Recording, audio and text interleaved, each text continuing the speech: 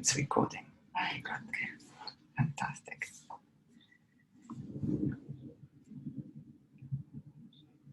So,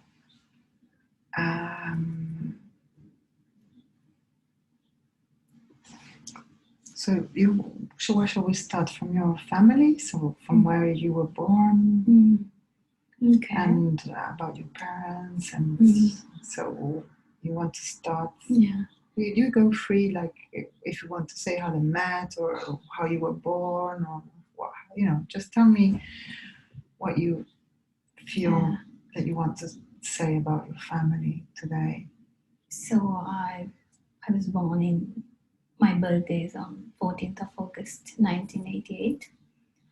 And I'm born in Sri Lanka, in countryside, a town called Bandaravela. So it's not like very, it's like a little bit of rural area in countryside. And I think that time period in Sri Lanka is a very dark time period, because in 1983 the civil war started in Sri Lanka. And during 88 and 89 period, riots and very violent time period. And so I have two elder sisters for me as well. So during that time period, my mom said my father had lots of issues at that time because he was just graduated from the university, and he joined with that groups of young people who fight against the government. So at the time I born, it was very tight and very hard time for the time period for family as well. So then after that, this is what my mom said. So then after that, when I was very little baby, and that regime who governed Sri Lanka during that time, they arrested all the young people who was against the government, and including my dad as well. So when I was when I was infant, he was not with me at that time because he was in prison.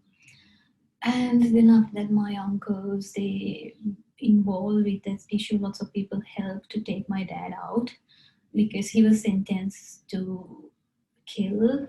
Oh, to death? Yes. Wow. Because at that time, all the graduate people who joined with that young groups to stand against the government, they killed them all. Thousand people, very brave people, they killed. So my father was sentenced to kill as well. But just before the 2 days that he was supposed to kill, so my uncle helped my mom to take him out from the prison. And then my mom decided not to even to stay in my dad's family and that area because they would come and look for him. Yes, because that's the places where all these issues happened, where my dad's village and that area. So my mom decided to come to my grandmom's place, that means my mom's place. And then my mom completely moved to my grandmom's place, and my aunt has given a land to build a house. And then my dad also agreed to come to grandmom's place, and they'd settle down there.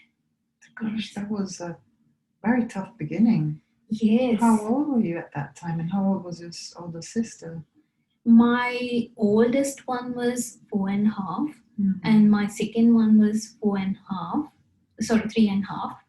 And then my mom said at that time I was very tiny baby, 3 months or something. Wow. And my aunts look after me because my mom had to go to prison to find my dad, because she didn't even know where my dad was. He didn't know anything, and he had to walk with the little kids, my two elder sisters, and they were also very little at that time.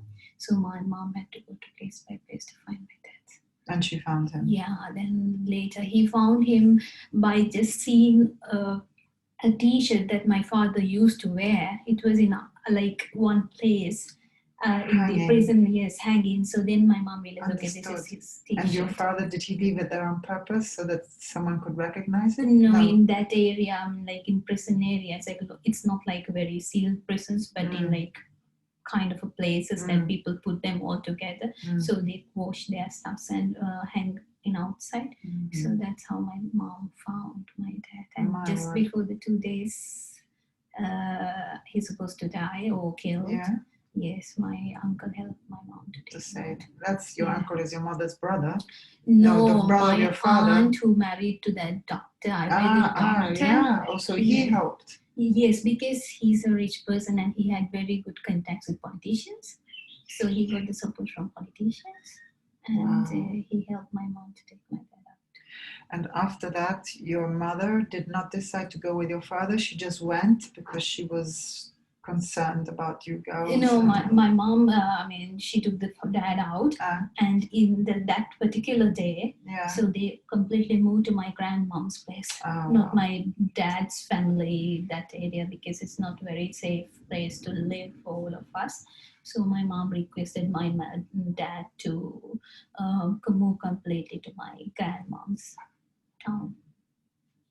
That means mom's mom town.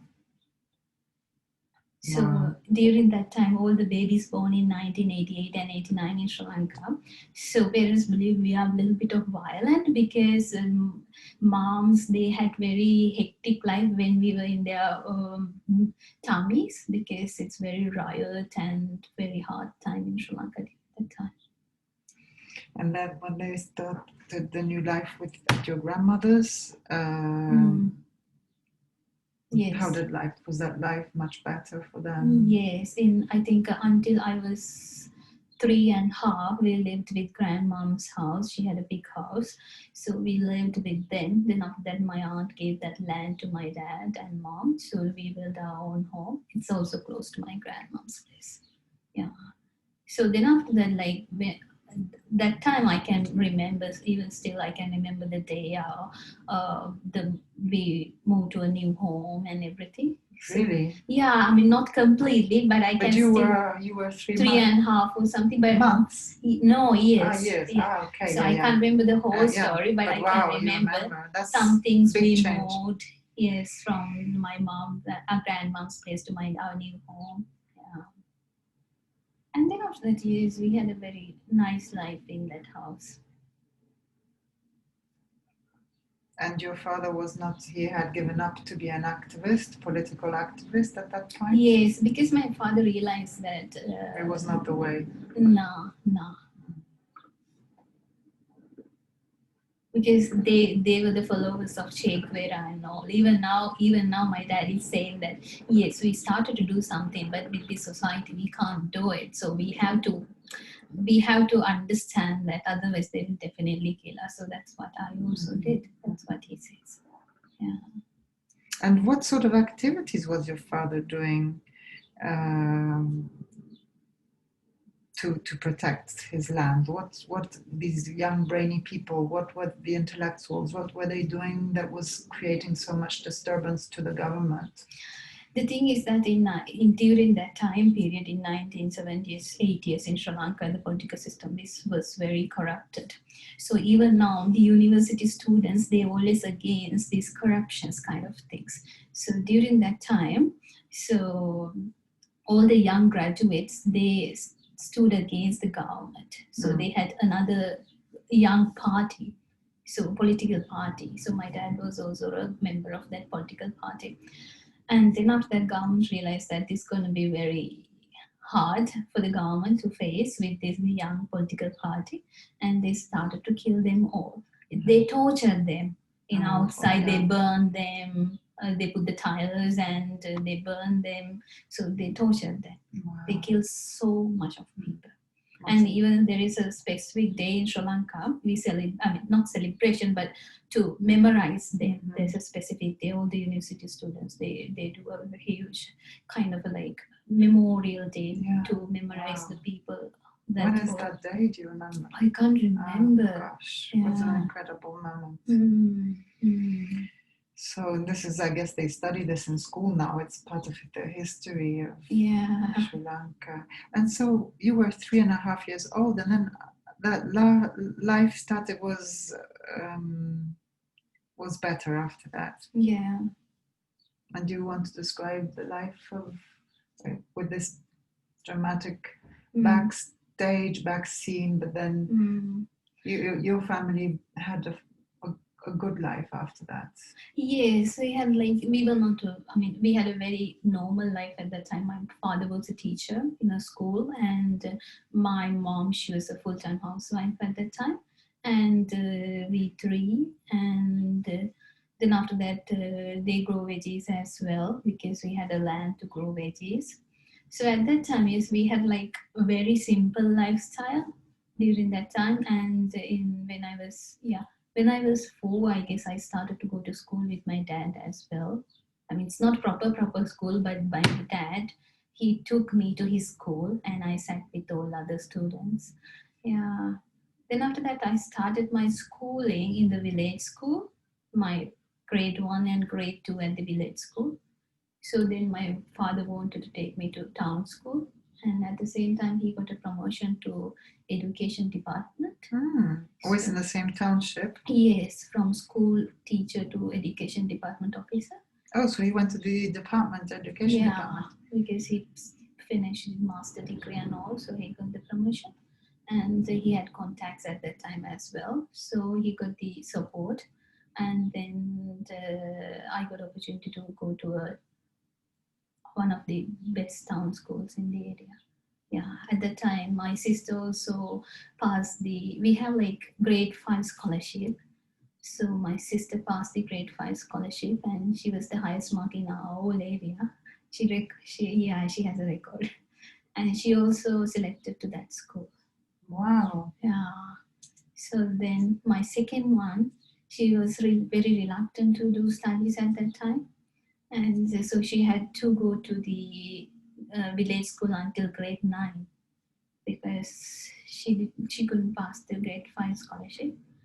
And but again, my dad got all the supports and pushes and everything. And my sister also came to our school, town school, when she was grade 9. So then after that, we had a nice life there because everything changed when we moved to the town school. Lots of friends and so much of competition. But I had a very free life. It's different. My sisters, the responsibility and the role we played is different. My eldest is like more responsibility. And the second one, she's very pretty, my second sister. And her role is totally different. She never take any responsibility in life. She just move around with friends and she had boyfriends and yes, she had very free life. And for me, like, it's totally different. You learned a bit from everyone. Yes, because no one expected anything from me. Maybe because I'm the youngest. That's so true sometimes. Very good thought. Yeah, so I had a very free life in that case. I could do anything that I want. And mom was very much closer to me because me and my sisters, we had some kind of an age gap. So they both always together. Me and my mom and the dad together. Yeah, it doesn't mean like we have different, but me and mom very close. So my sisters, they are talking always together as friends. Me and mom always talking together as friends. It's like that. That's how school time is.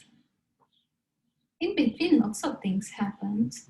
But yes, as a family, yes, because during that time, financially we established. So it was, for me, it was not very hard time economically. But my sister said when they were kids, they had to face some financial troubles as well. But for me, luckily, no, I had a good life at that time.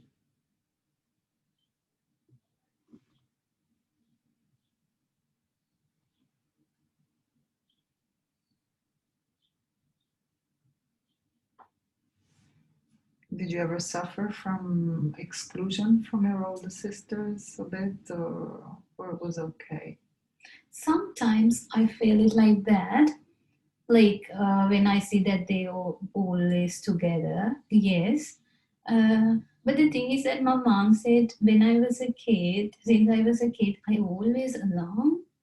Like you were independent, sort of. Yes, and maybe because of that, I didn't feel it much. But I was always alone because I can remember all my nephews and my cousins are very older than me. So they all, So you were the youngest of the group, basically. The big we family just group. have one small one. That's Mhm. it. The small one, when he's young, 2 years younger than me, but he's in another town. So in my town, compared to all other cousins, I'm the youngest. So they all together always. A big group, and I'm excluded. Always I'm excluded from that group. But now it's not like that. No. Yeah. But when I was a kid, yes, because I was always with my mom, and they always together and they play. And all. When I go to playing, they always say that, all right, she's here, but we don't consider her, okay, as a member of our group because she's little. We can't play with. Likewise, yeah. But I didn't worry about it because I also like to be by myself always. I do so much of crazy things, drawings, and all by myself. You're always busy. Yeah. You always had things to do, and yeah, I think I enjoyed that independent life since I was a baby. Yeah. So even now, my sisters are laughing at me and they are saying that you had some kind of a like mental issue. That's why you were by yourself always. Yeah, they're saying that. Naughty. Yes. I don't know. Sometimes I also feel, is that true? No, it's not true. We all have mental issues, but what is not true. So in a way, you're saying that you also felt a little bit different in a way, and more independent. Yes. That you could get along on your own. You didn't have to be part of the group. No. It was okay for you. No, I can. I can. Some people, they are scared to be alone. Yeah. And so you're also like a free thinker because you can think differently because that gives you that freedom also. Yeah, that's right. Oh.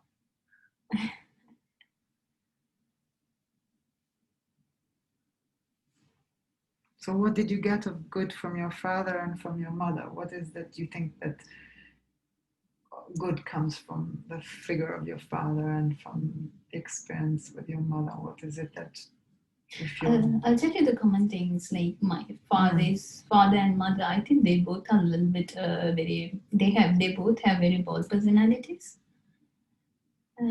Sometimes I notice that when they live together, it's hard for them to live together, but still they are living together very peacefully.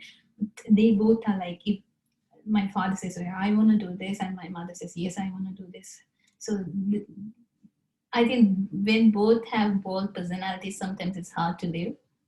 Yeah, so I think I have that one as well, because if I feel like, yes, I want to do it, then definitely I want to do it.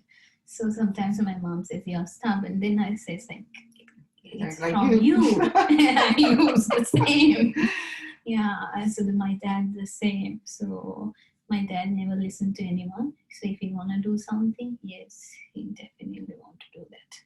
So I think that's the common thing I got my parents. And my dad is very educated person. So since we were kids, and my mom also. So since we were kids, it's like naturally it was with us. So I never put any extra effort to do studies. It was naturally with me. I never do studies hours and hours at home. No, never, since I was a kid. It's naturally. Wow. Yeah. Sometimes it's like everything is last moment before I go to the school. I just get it already. Yeah. So because I know some students are not like that. They pre-plan everything months and months ago when they do the studies. We never do that. I think my two sisters the same. Yeah. Wow. Yeah. That's real luck. Yeah. Yeah, that's right. So even for before the universities, we have advanced level examinations. Even for that examination, I never worked very hard. But in the class, we had like tuition classes. In the tuition class, I do all the studies at the class. Yeah. But after I come home, I never do anything. But I passed this exam and I entered into the university. So these are the good things I got from them, and they are very religious, generous, and very kind. They have very good personalities, qualities. So I got them all.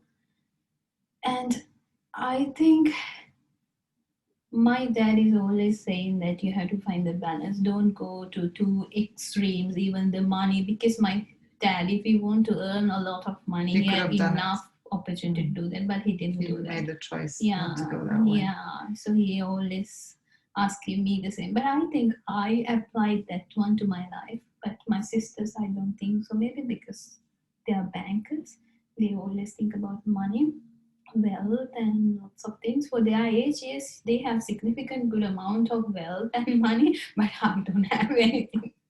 But I believe like my parents' home, maybe they will give it to me. So I have things like that. Okay, I will get it one day. So you don't want to chase after that and worry, and no, I really don't like it. Yeah, you have trust. Yeah, I always feel like you will get something. So it's not like just waiting someone. Just waiting for your parents. Not something Maybe like that. because your sisters, I wonder, because they struggled, they have the memory of having struggled financially, and so that thing is inside them, so they like strive to have all the things so they are safe in their so they have a different attitude. For you, you're more in the flow, you trust more because you haven't had that when you're young and you have those experiences. They can be very very powerful in the mind and how we understand things about life. They can give an imprint, that can sometimes determine the way we think, even if it's not the truth, but the experience that we've gone through. Yeah, just tells us. Yeah, wow. And I think I don't like many things as well. For an example, like I think my sisters, they have lots of gold chains, like 4, 5 gold chains. So I got this one for my sister for my birthday, and I got another one from my dad. So I just have that. Sometimes they're asking me, "Its gold prices are going up. Why don't you buy a couple of golds?" I feel like I just have one gold chain and another one spare one. That's enough for me, isn't it? So I have that kind of mentality. Yeah. I don't know, because I really don't like to go up. Then I feel like then you have to save it. Yeah, it's a strange way for you to think. I don't like too much of things. Yes. That's free though. You're quite free. So your father also has given you this outlook on life of being more relaxed about it and more in trust and not to not to give up who you really are just for the money. Yeah. He always says that. Yeah. Wow. Regarding everything, like he always saying that don't think too much about life. We try to be simple and live. And sometimes he thinks like I am going too much of things because suddenly I decided to go to England and then here, and he's thinking like I'm chasing after something, but it's not money. Maybe it's knowledge. It's experience, yes, knowledge. It's different thing. So if someone's chasing after money and going here and there, it could be different. But my life is different. So yeah, that's how it is. From my mom also, she's a really nice person. She's a little bit strict to us, but I think it's normal for a mom to when she has 3 girls at home. So automatically she had to do that role. Yeah. So did your father also call you ever stubborn like your mother, or no? He's more understanding. No, he never complained to us because I think father and daughter relationship is different. They never say anything to us. Yeah, never. But my mom, she openly talked to us, and my dad, no. I think they hide everything. Although they feel like kids are stubborn, they never say that. Yeah. And so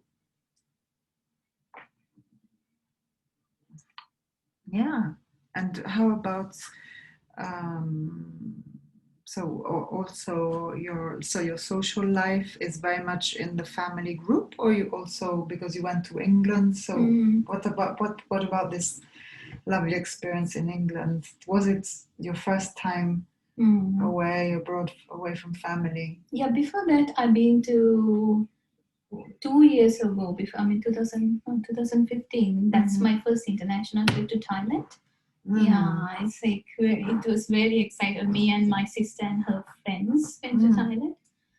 And then after that, I got a summer scholarship from Thailand University. And again, I went there with my friends. And then my third visit to England. But it was very exciting to me because I haven't been in a flight by myself, and I had to leave my family. So it was so hard for me at that time. Where did you go to England? London?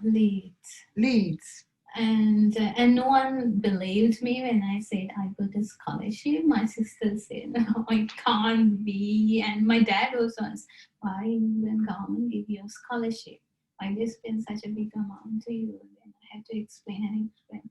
But they didn't believe until I got the visa and everything. But even the visa stuff and everything, I did it by myself. Because my parents, yes, they, although they are very educated, because they don't speak English and they can't understand that part at all. So I had to do it everything by myself. And yeah, then I decided to go until I get the visa. It was a little bit of drama because I didn't know whether I can go or not. And my sisters was also saying that, "Oh, are you sure you got a scholarship?" They were teasing at me on this. Yeah, and then when I got it, yes, I decided to go. At the same time, I realized that in the Facebook, because I didn't know about leads, I didn't know anything. Two of my school friends, they posted some, like it's a couple of weeks before I go, they posted some photos in the Facebook. They are from my same town, a couple, and they also in Leeds. So in their post, they also mentioned that. I said, "Oh, that I thought they're in USA." I said, "Oh, they also in Leeds." Then I texted to them. Oh, They said, wonderful. So you "Yeah, had we were in friends? same class." And How they said, lucky. "Yeah, they said we are also in Leeds." Then we had a chat, and they came to pick me from Manchester. Then after I went, so I was so confident when I go, because I knew that yes, they are coming to pick me, and they did everything. They helped me to establish, and even to buy my stuffs and everything. They helped me. Then my life was very easy there, Yeah. because they introduced their group to me, so it was not hard at all for me. And we had a very great time. And the girl, she's Kavi. Kavi and me worked in a Subway shop, and we both worked together. It's so much of fun. We travel together. We three travel a lot, and yeah. Really? Gosh, you became really close friends. We are very close and best friends. When I left there, we are very, very best friends. And more in the weekends, every time I was there, because Kavi, because she didn't have any other girls there, friends, but lots of guys. For Ishank is the boy. So the Kavi was so happy when I moved to England, because then she had plenty of time to be there. Yeah, so in England, yes, I had a great time. But when I came to here, I was like, oh my God, it's like a lonely planet. Because I had to start my life again. Was it difficult? Yeah, it was in the beginning, yes. But I have some family friends here. They helped me to find accommodation and all. But when I realized that I'm going to stay in New Zealand for a longer time, because I know the PhD is 3 to 4 years, then I get my work visa for 3 years. So I definitely stay here longer. So then after that, I was like, oh my God, are you seriously going to live in this lonely country? So that's a feeling I had in the beginning. But later, I realized that this is something here. Yeah, I like it. Yeah, I agree with you. I agree. I understand. But so was it difficult in the beginning in New Zealand? Did you find it difficult? Yeah. I feel like everything was hard because I had to do all the odd jobs, working in restaurants, working in cleanings, and all that things, because I wanted to buy a car and all these things. So it was really hard for me in my first 6 months. Yeah, because from the uni I got a very small stipend. So, but I wanted to settle down soon without just depending on the university. So I did lots of casual jobs.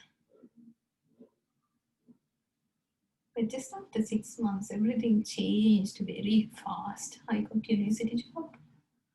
And with the university job, yes, I was financially stable. And yeah, then after that,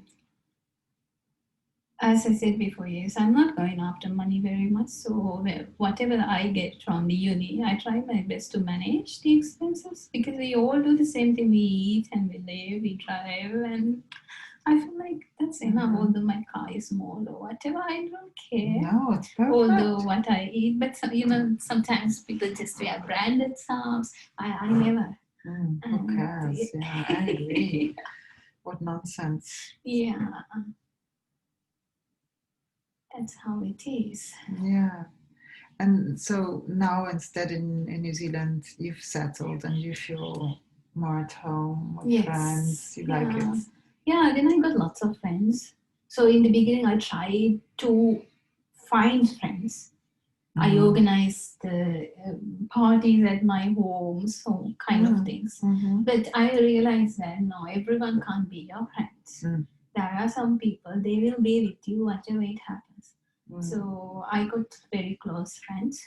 Some of them, even recently, some of them, like, I don't say they left me, but our relationship broke down with some people. Then I realized, oh, maybe they really don't want to be with you, just accept it. But yes, I have very, not a number, but very less number, but quality group of friends. They are always with me. Wonderful. That's good. So you've got an easy way to make friendship with people, right? You feel comfortable. Because I like to talk to people, but sometimes when you interact, some people like you, but some people don't like. Some people who like you, they'll be with you. Yeah. Even the union, I realize that because I always help others if someone asks anything, I help them. Some people they just take the help and just leave it, but some people they try to continue that relationship with me.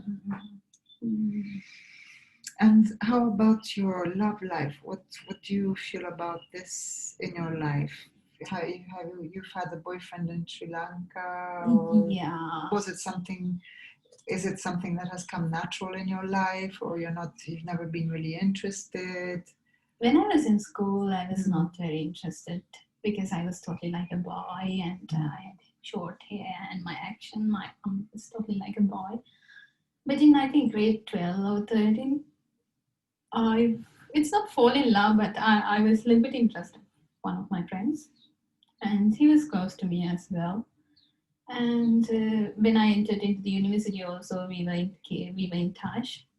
And even when I left Sri Lanka to go to UK, we were in touch as well. We chatted, and he asked me, "Would you like to marry me? Would you like to?" Really? In Sri Lanka, it's very straightforward. Wow. Yes, they ask. But I realized that he's very handsome and he's really nice. My parents know him as well because our homes are nearby.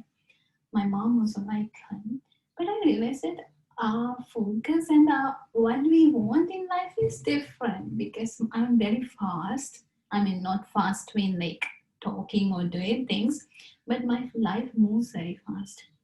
And if I wanted to go somewhere like from out of that circle or Sri Lanka to another country and do big, big things.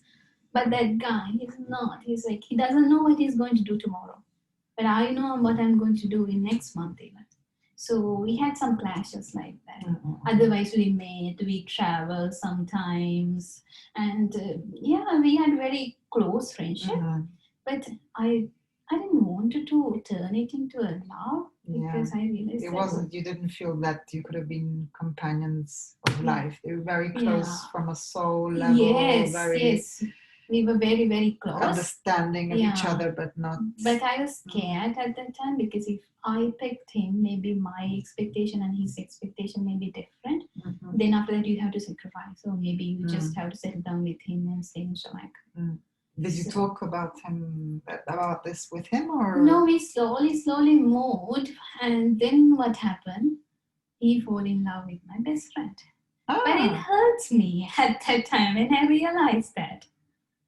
Even I told my mom, and I was surprised when I saw something in the Facebook. I told my mom, "Hey mom, look, this can't be happening." And she said, "No, this can't be happen. I don't think she will fall in love with your friend." And but after a couple of months, they got married. So he got what he wanted. Yeah. And she's also like that. She's a very educated girl, but she also like that. They are moving very slow. Their life. They don't have very big dreams like us. So I'm moving very fast. So that's one. And then I entered into university in 2008. And then after that, very quickly I fall in love with the guy. And our relationship was like 4 years, but it was a very hectic relationship. After like after 1 year, I guess I wanted to stop the affair because he's very aggressive and he's totally different person. But he didn't let me to stop that. So I think that period, 2008 to 2000, I think last 10 years, it's a really hard time because consequences, very big consequences happen with that relationship in my life. Because yeah, it was really hard time period. Even I had to take medication, meet these psychiatrists because it it was such a big hassle for me at that time. So what was the difficult thing of the relationship that you would say? What was unhealthy about it? Like, is the university mean the first time? That's the time we left home. So my second sister, we both in the same university. So we both were in same boarding place, and so at that time, yes, I met that guy, and yeah, my sister, she didn't in the beginning. She said, "No, it's not okay for you," but I said, "No, no, I like him. I like him."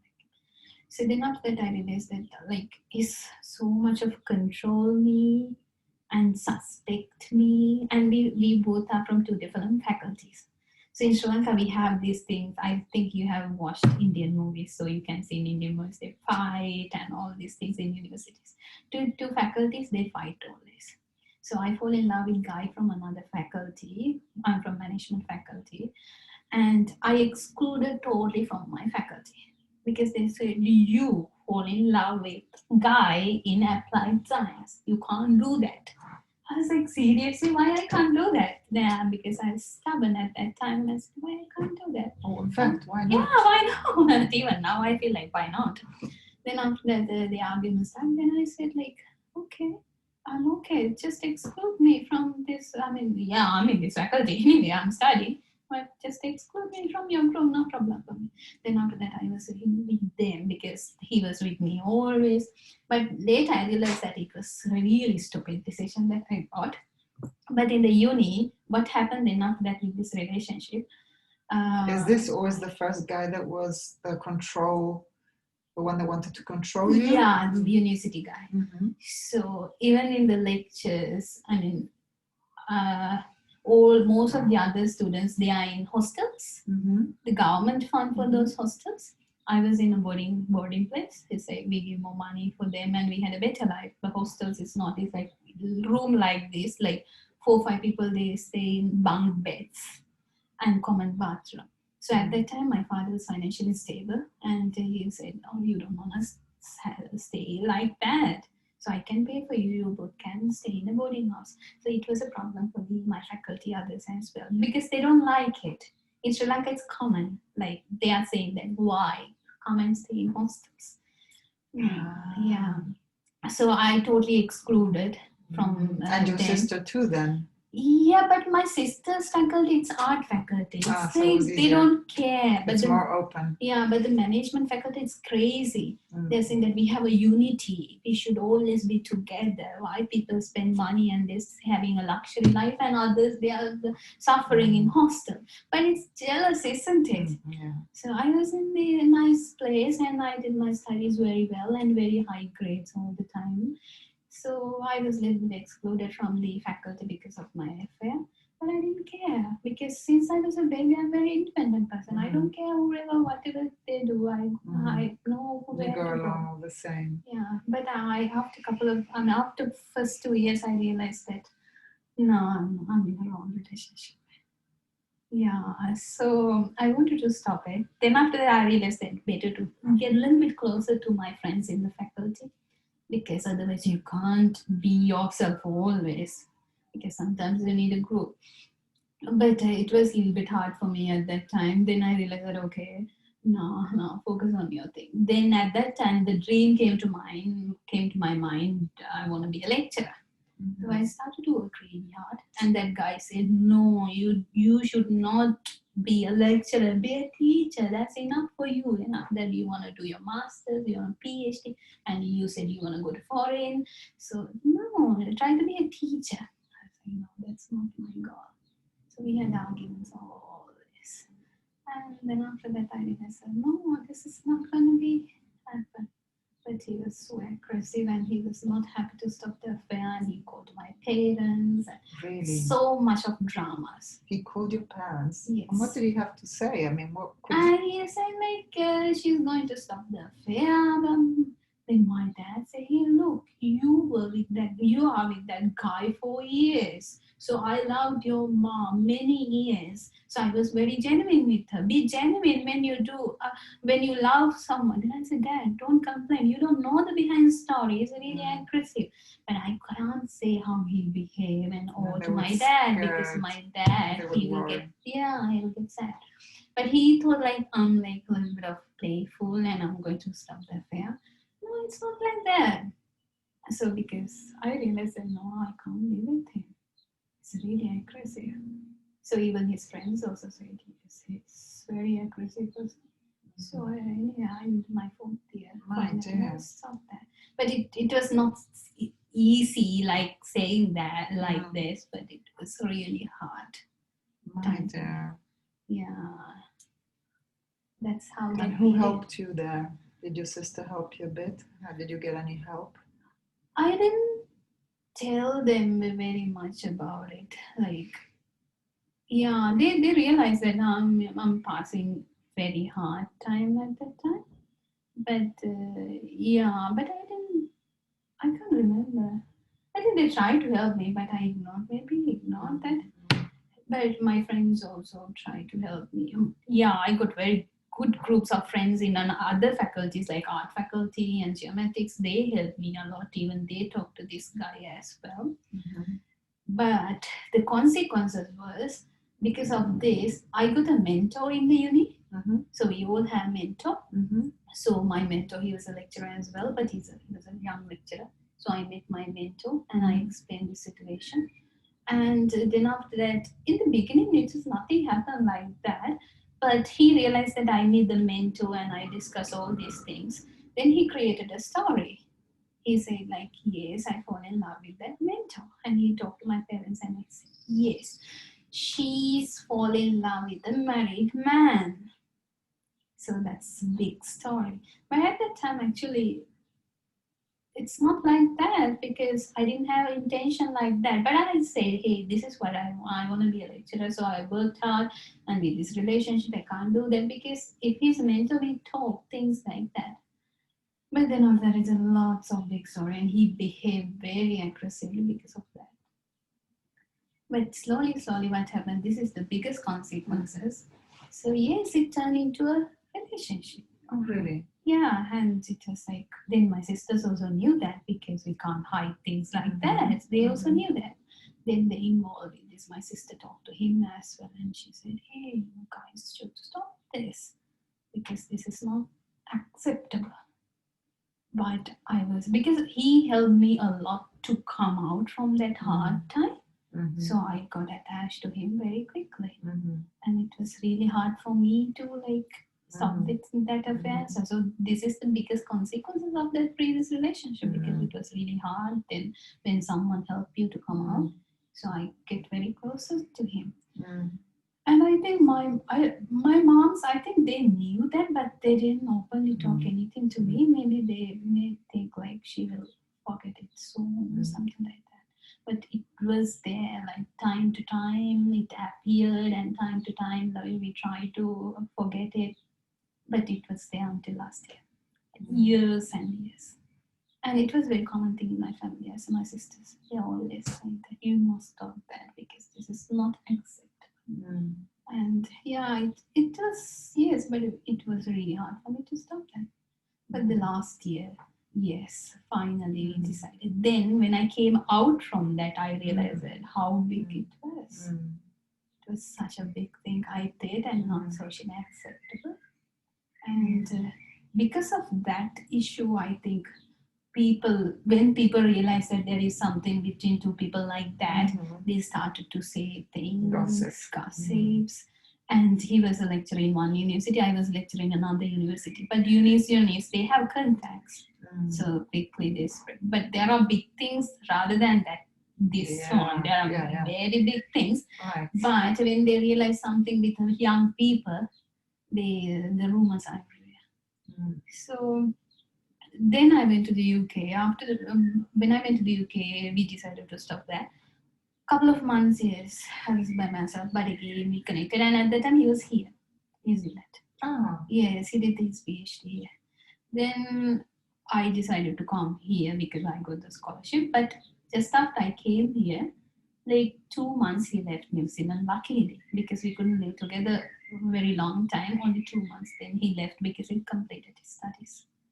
So I think after I started my PhD, the things I learned and my life changed. I think after 29 or 30, my life completely changed. Then I realized that no, this is not a good affair. I should stop that. It was not good. Why? Because he was married? Or? Yes, but my sister, what she said. So if he's not happy with his relationship, so he can move with you.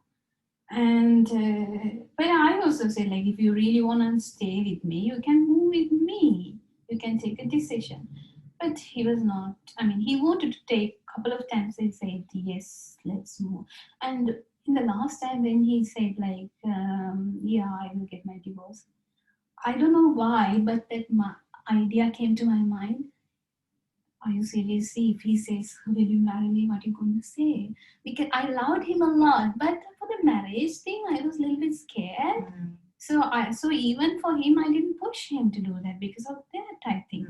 Because when he says, like, "Yes, I'll try my best to get my divorce," in inner heart says, "No, don't do that," because I was scared to accept that man totally as my person.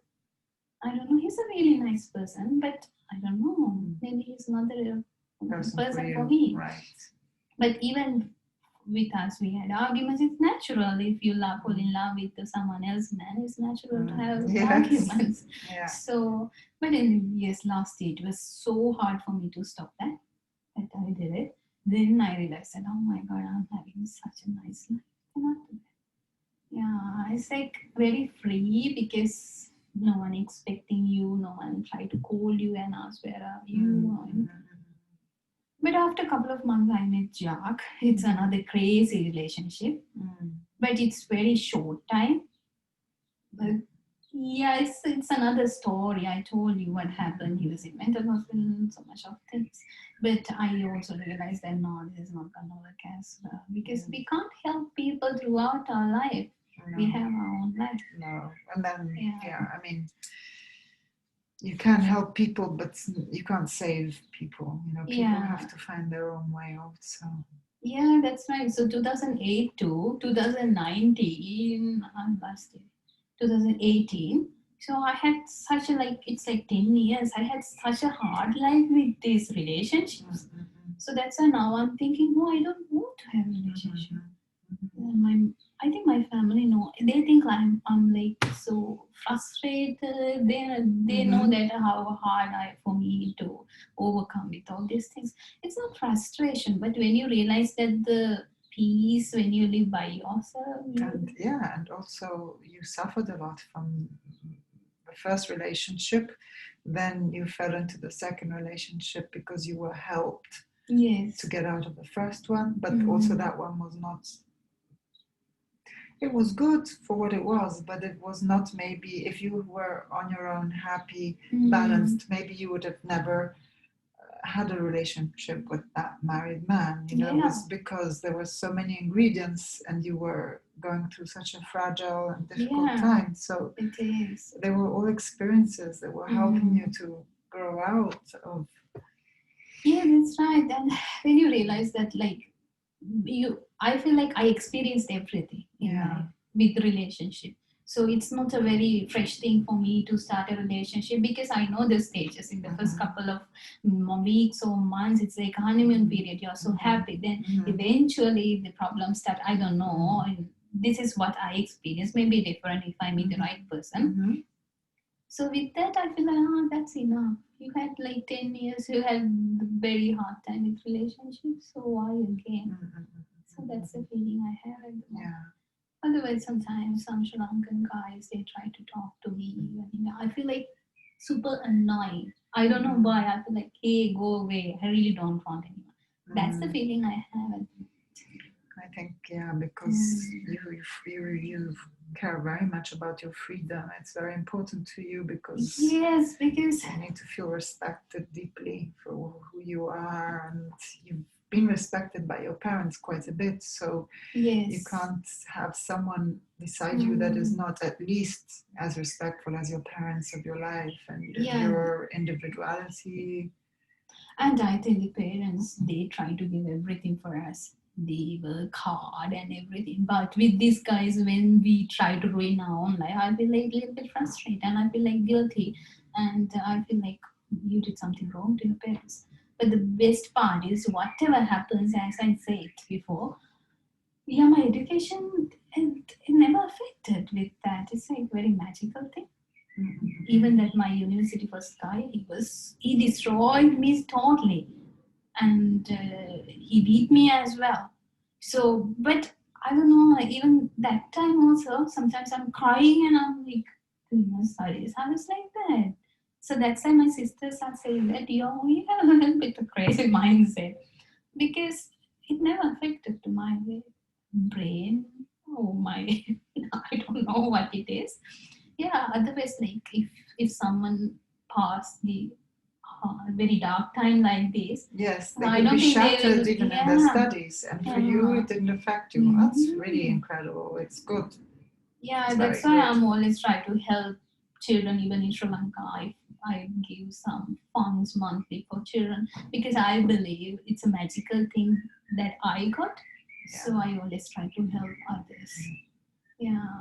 Even now, like in my research, I changed my stream tone completely.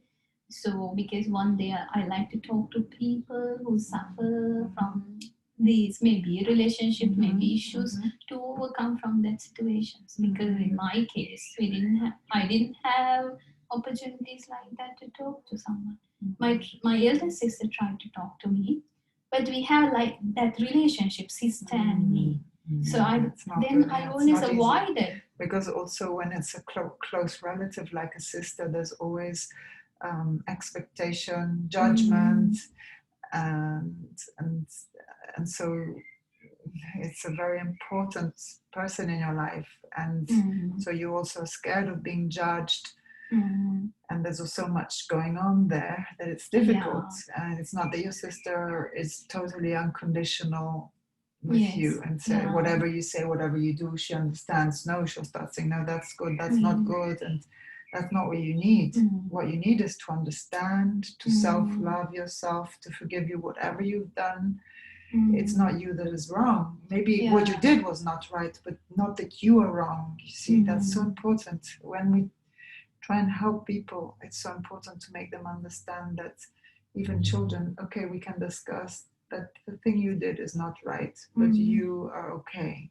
Because if you make the person feel that they are not okay, how are they going to come out? How are they going to find the resource inside themselves to overcome the situation? If you are the first person that is saying you are not okay, so you are always okay, it's just the thing you did that was not exactly right, but because you didn't understand, you were seeing the wrong thing. There's always a reason why we have, and that is not a mistake anymore. That's an experience. Yeah, that's right. It's teaching you something. So if you accompany people in the right way, then that's wonderful. But normally,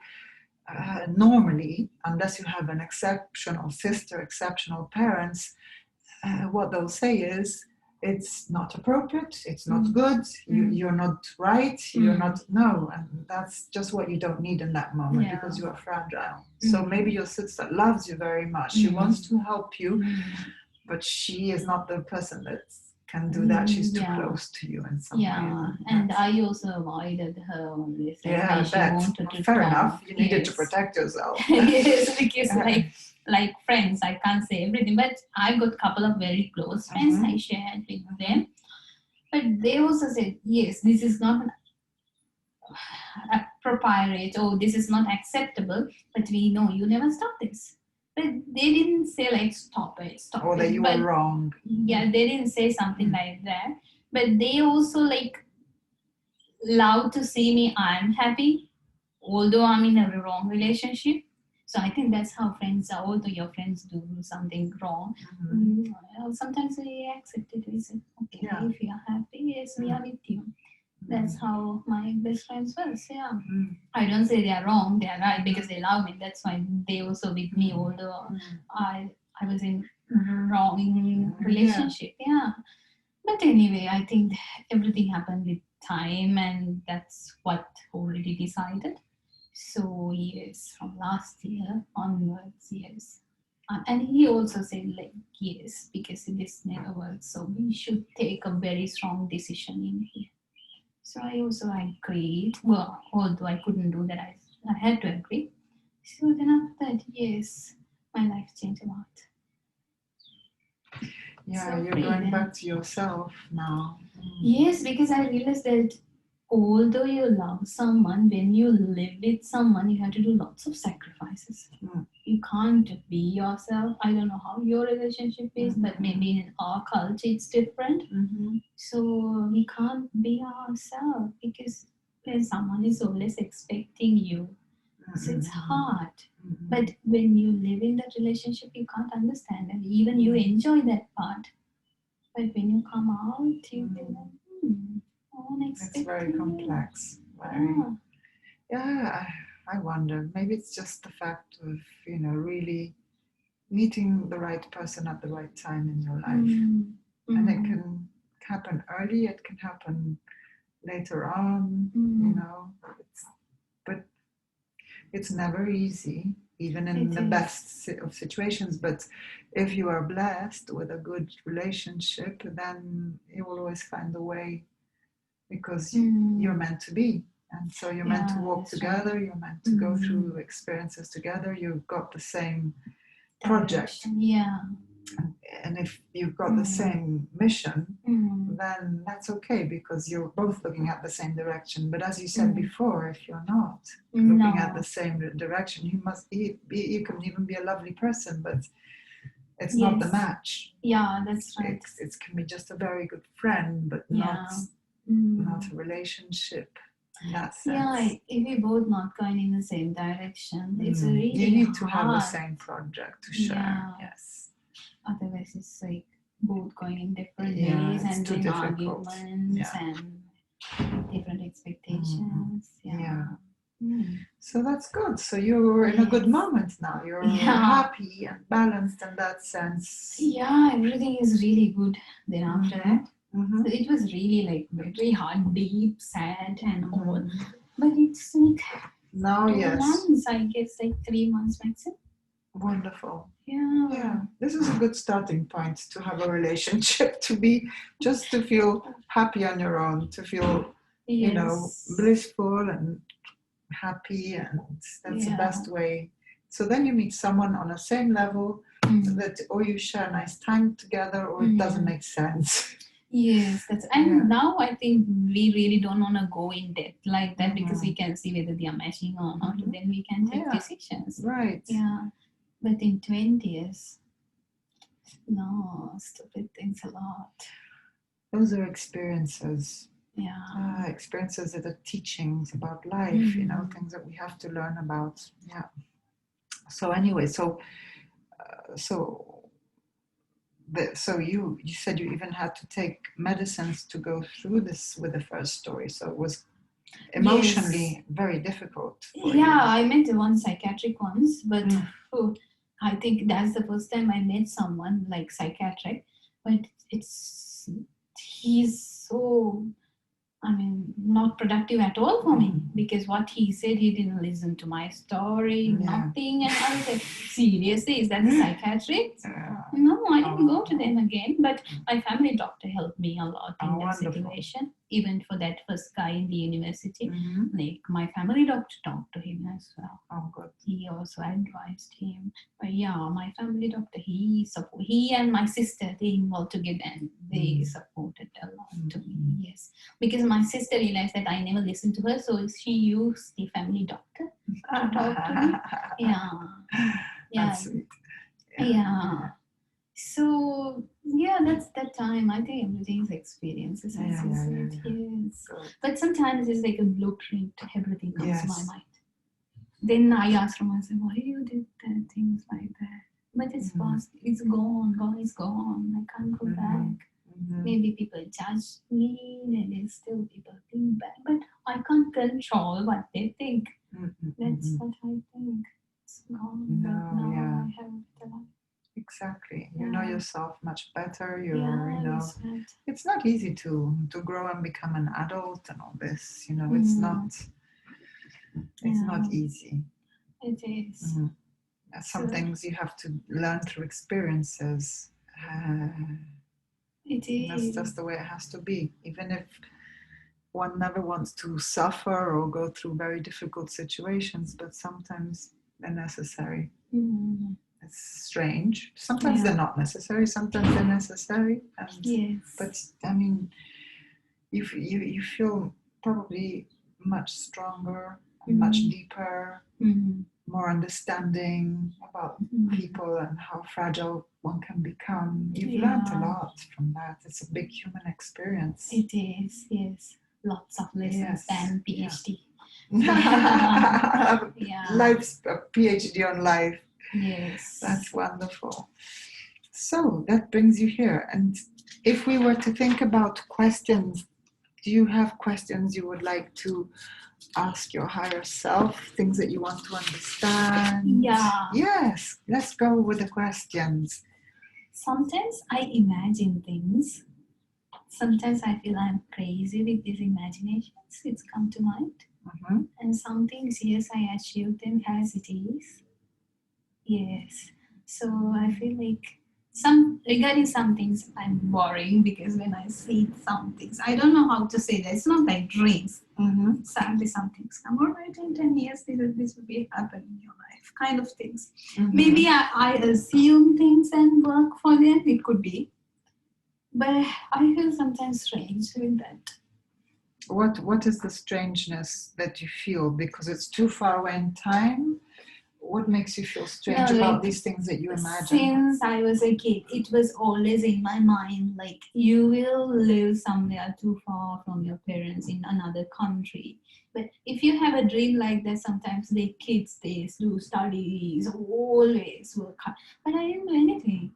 When eventually I got these scholarship things, then I don't know, when you were a kid, you also dream these things. So it came to my mind like that. So eventually everything happens in my life. So that's one example. So likewise, lots of things, like before it happens, I assume that, not imagination, this will happen like this way. Yes, then it happens. I don't know, some things, it's very strange for me. And then I had a chat with some of my very close friends. They also surprised when I say things like this. But I don't know. So it's one question that I want to ask, whether they are imaginations or I assume things and work for it. It could be. Sometimes we assume things. Yeah.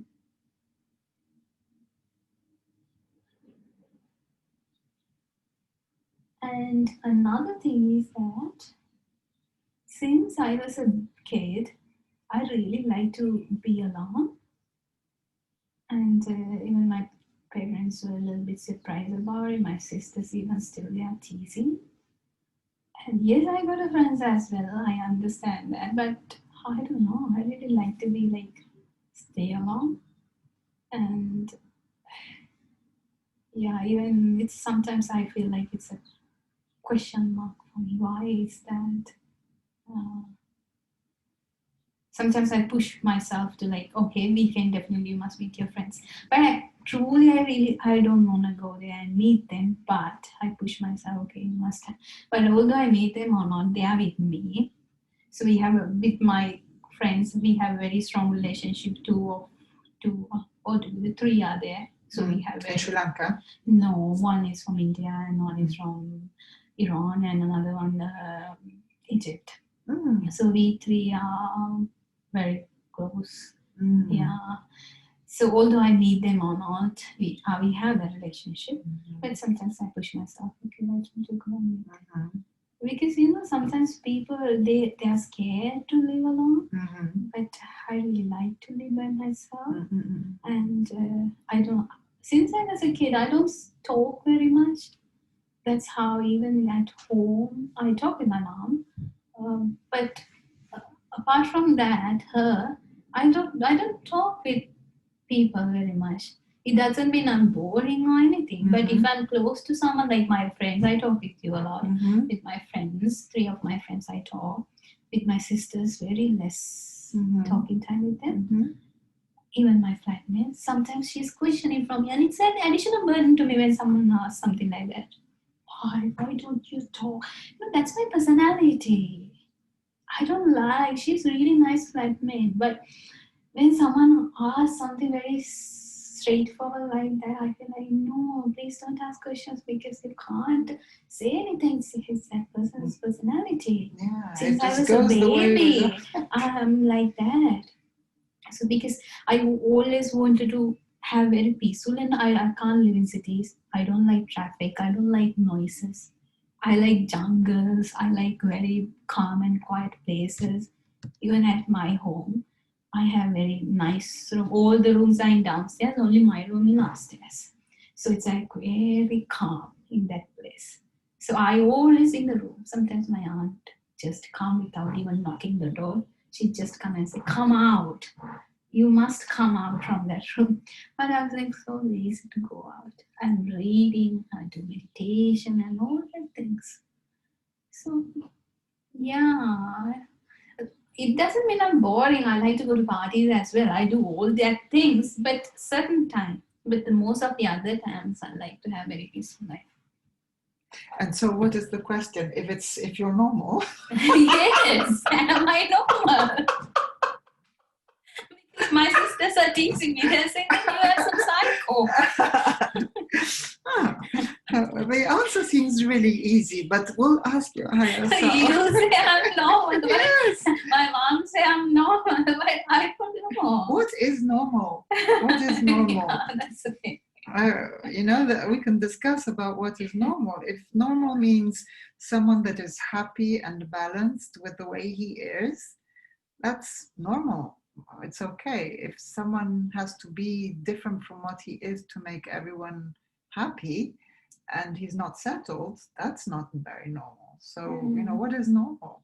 Yeah, that's a question. Yeah. So, but we shall ask your higher self what he thinks about it. I'm sure he has his own mind very clearly about what's going on.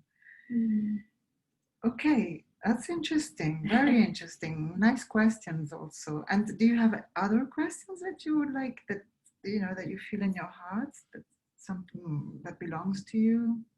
Sometimes like this may be a crazy question, but regarding future, we always like even if the uncertainty, we don't know what will happen. And I also have that feeling because I came to New Zealand maybe with a reason. But sometimes I feel, am I in the right place? Because now the lots of challenges. I don't know whether I can get a job next year and settle down here or anything.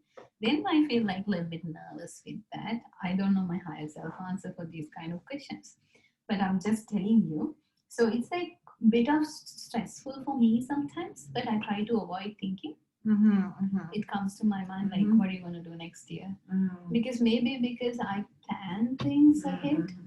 So you're in control, and so you feel like the answer is not there. But, I feel like, and it's unstable. Then I ask from myself, why my destiny brought me here? So if I can't find a job in next year and settle down quickly, why my destiny brought me here? Because I really don't like to go back to Sri Lanka and settle down. It's hard for me. I can't do that. Yeah. So regarding the future, yes, I'm a bit nervous with that now. It was not with me before. Maybe with the age it comes, because parents also pressure me now. They say that you don't have help, you don't have a man, you don't have kids. So they're saying all that things. Yes, because they see it like you don't have a purpose, but it's not that. Their purpose is not your purpose. Yeah. So, it's according to their point of view, the way they've structured their lives, the way of thinking, their generation also, and then they put it on you. But you are different. You have just a different perspective on Yeah, life, that's right. but they are scared, they don't understand where you're Yes. going, and they are concerned, and so then they'll send you all their concerns and anxieties, Yeah. and that will kind of make you worry also, because they're Yeah, it significant, your is. parents, for you. They're very significant people. And sisters also saying that yes, in education you're in a high position, but material wise, what do you have in your life? So they ask, when they ask this, I feel like this is okay for me. Mhm. Yes, I don't have very big savings. I have something. I don't say zero savings. I have something. Mhm. Compared to New Zealand money, it's very less amount.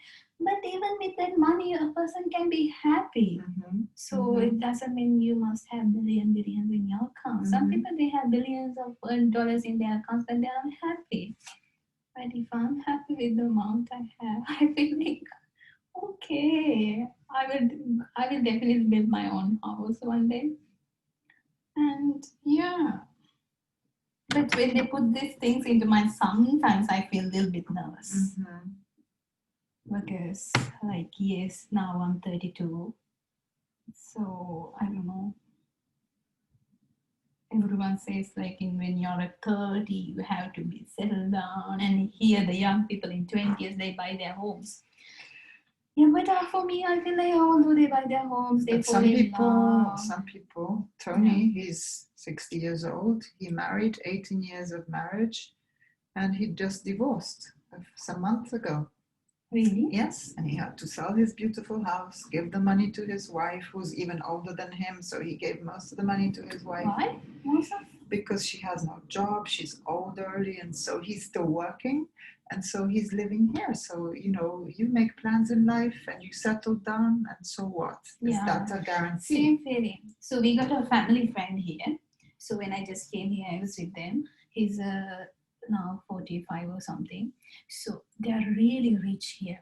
When the first time when I went to their home, that's the nicest home I have ever been. It was in Karaka. So nice big home. They have even a home theater inside of their house. He's such a very rich person here. But his marriage was very hectic marriage he had. And recently he separated from the wife, and that lady also 6 years older than him. And for her, the second marriage, this guy. Also, for this lady was like the third or the fourth marriage. Okay, yes. See, so then to get the divorce very quickly, he had to give most of the wealth to her, because to get the consent and paperwork and done, then they don't want to value all the properties and 50-50. No, he said, all right, what to take, whatever the things you want. She got all the our nice house and everything. And recently he called me and he said, I'm shocking. I earn a lot to buy that nice house. Just after the divorce and all the paperwork done, she sold that house. And I was like, oh, see? So your philosophy of life is good. Because if you don't have a lot, your life is so simple. No, Now these people, they saved and saved. In their 20s, they bought houses, and a couple of years they lived together. They had to give it to someone else. Yeah. So you see, there is no right way. The right way is the way of the heart. So people think that there is a standard way that you should do things, but life is not exactly like that, you know. That's right. And if you do something forcing yourself, you'll end up regretting it even faster, because it's not you that is making the choice. You have to really make the choice. Yeah, that's right. And because you're different from what your parents think of you, and because you're different from your sisters, it doesn't mean that you're wrong. It just means that you're different. Yeah, that's exactly right. And the world is full of different people, wonderful, different people, and no one's right. It's just a different way, you know. It's like different cultures. There's not one that is better than the other. They're all very beautiful cultures, all of them. If you look at them, the truthful side of each culture is always enriching. So that's right. Yes, everyone is different. Yeah, but I understand there's a lot of social pressure. That's that's very understandable. And it's not easy to be yourself in front of the social pressure, but it's also good that you don't give up, because you don't want to know, you can't not be yourself. That's another thing. Because sometimes some things we can't accept. There are some things we can't control. I avoid them. And I don't know, I believe something will happen. Good thing. Because I never do wrong thing to anyone. Yeah, I'm very like, yeah, why should I? No. And I have never had like the lack of resources issues, like even money. I every day had money. I don't know how. And every day I had nice life, nice dresses, and everything. Nice food, nice trips. So it's like very blessings. Although I don't work like my sisters they're like donkeys because maybe that's how their job is. In bank, 7 a.m. to 7 in the night. They work like that. But I have a nice life. That's a choice. Yeah, exactly. You want to live. Yes. Right. Okay, I think that's wonderful, and I think that's all the questions. Is Yes, that no all? more. Nothing else?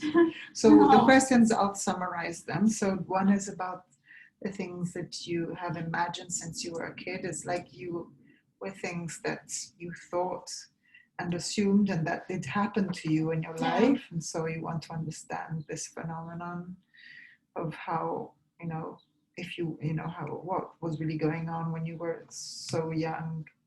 But then, did you actually work to make it happen, or was it assumption or imagination? Yeah, imagination, or if it was just your road, your path that you were already foreseeing, maybe you knew.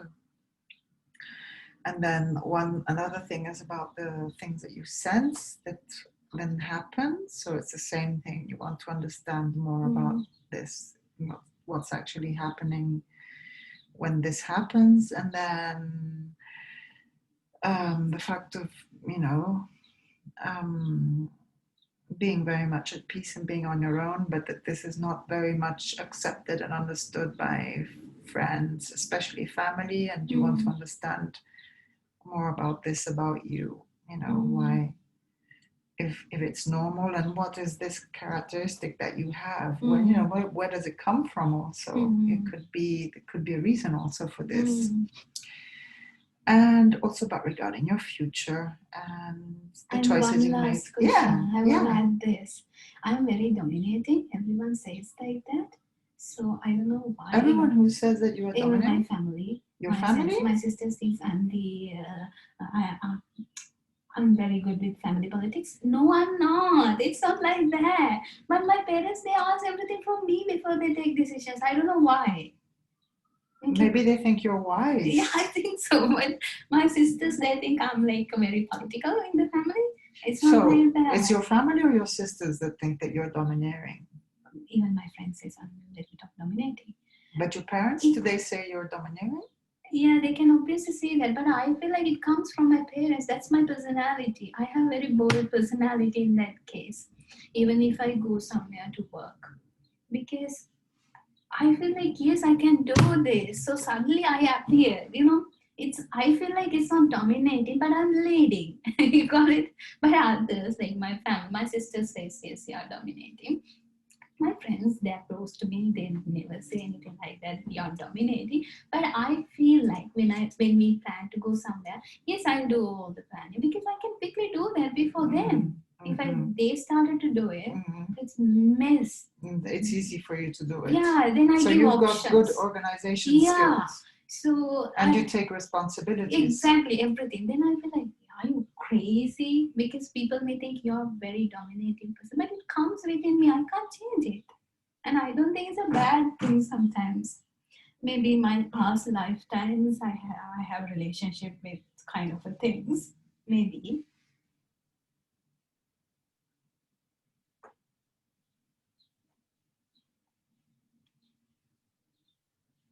But the family thing it's very obvious. Yes, my parents always ask from me before they do something. Interesting, all these things. Sometimes it's crazy things.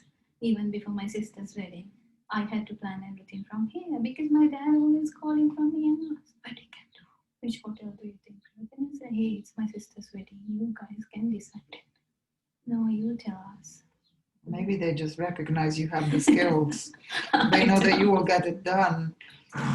But my sisters are fed up with that. But it's very useful sometimes. They've used it to organize their weddings. Yeah, it is for wedding. Yes, although I was here, I did everything. I arranged hotels and everything. I did. But sometimes in other cases, my sisters are a little bit worried about it. Why do they worry, do you think? Because they feel like when they have the feeling like, yes, I Because you're the youngest one. And I manage the entire home, although I'm away. I don't manage anything. I don't do anything. But even if you did manage your home, let's say that even you did, and that your parents are comfortable because you're available, they're always busy at work. Yes. So what? What's the problem? Yeah. What's wrong with that? I think that's because that's the reason me and my second sister and his husband is a little bit not okay with me, because he's not a very good person and he tried to manipulate everything. But I'm in the middle. He can't approach my parents like as he wishes. Maybe you have the answer then. Yeah. So you're a little light there that won't let bad things happen, maybe. Could be. Yes. Yeah, well, your higher self knows, so we ask. That's all I'm pretty sure.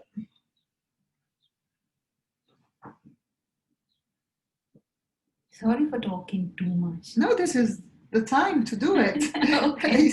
So you catch up on all the people. We'll show them the tape and say, when they say you don't talk, you say, look at this. That's right. I don't talk. I talk when I need to. Yes, that's right. When something is interesting, then I talk. If not, I'm not.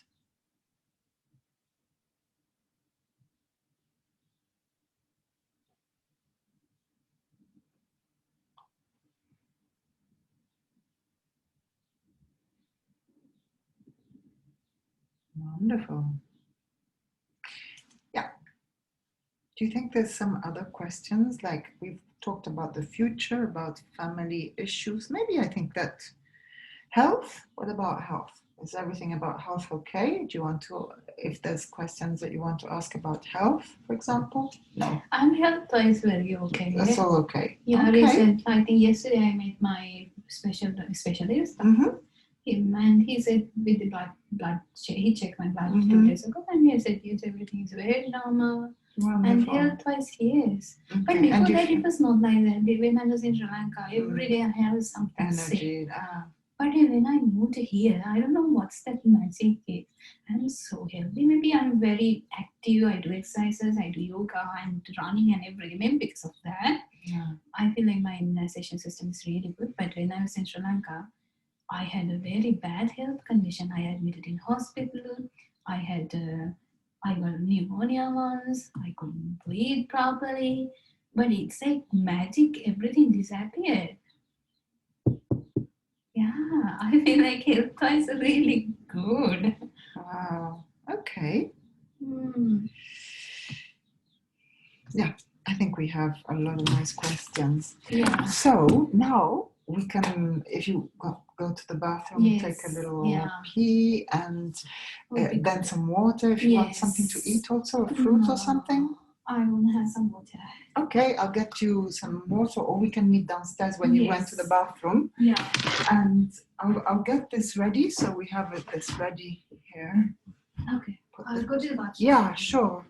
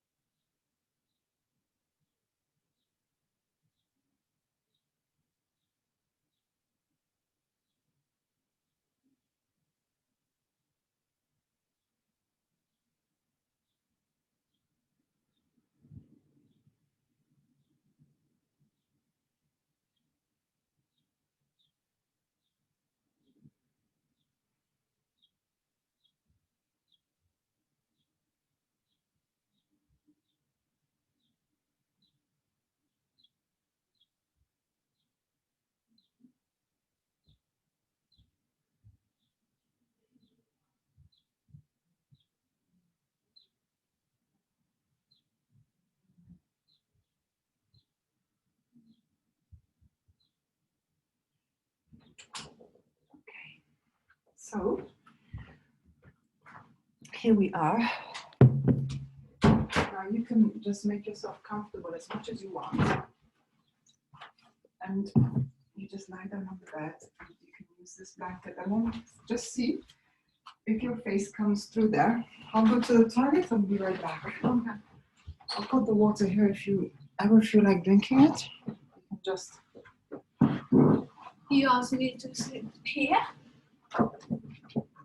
Yeah, so how about the see? Yeah, so you see I can see you and this is how you will see the video. Mm-hmm. And then this is me here, see what it looks like. So when you will be seeing the video again, you will see us, the two of us like that on the screen. Mm-hmm. Okay. Wonderful. If you need this, also got the next here. Voilà.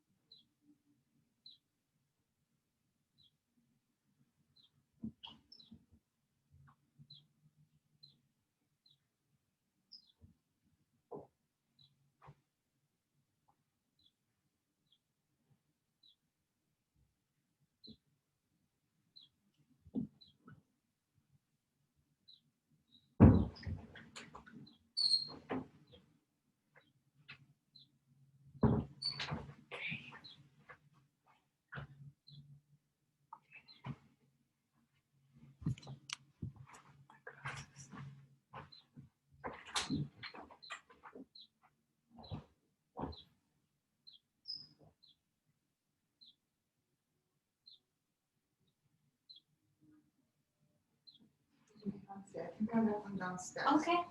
Yeah.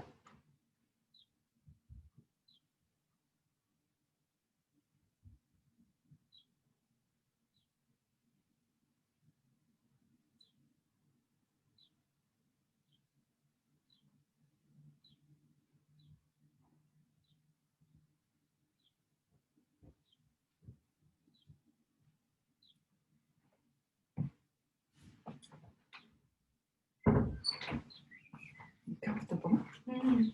Yeah? Mm. Good.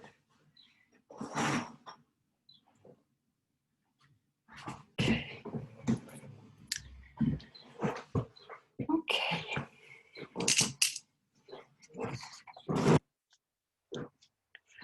So we're going to start with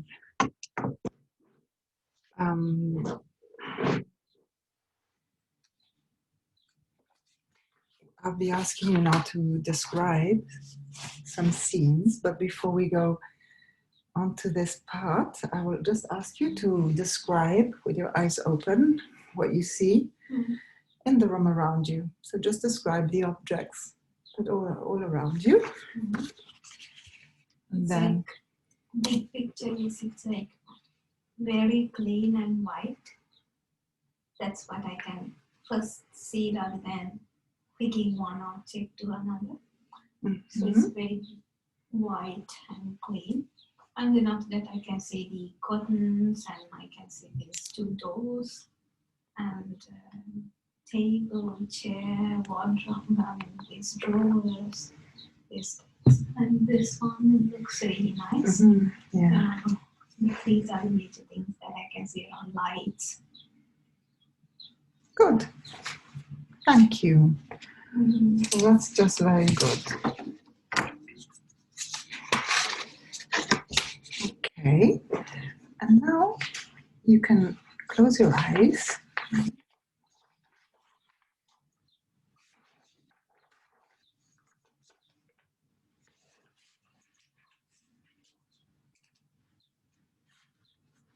Just connect to your breath.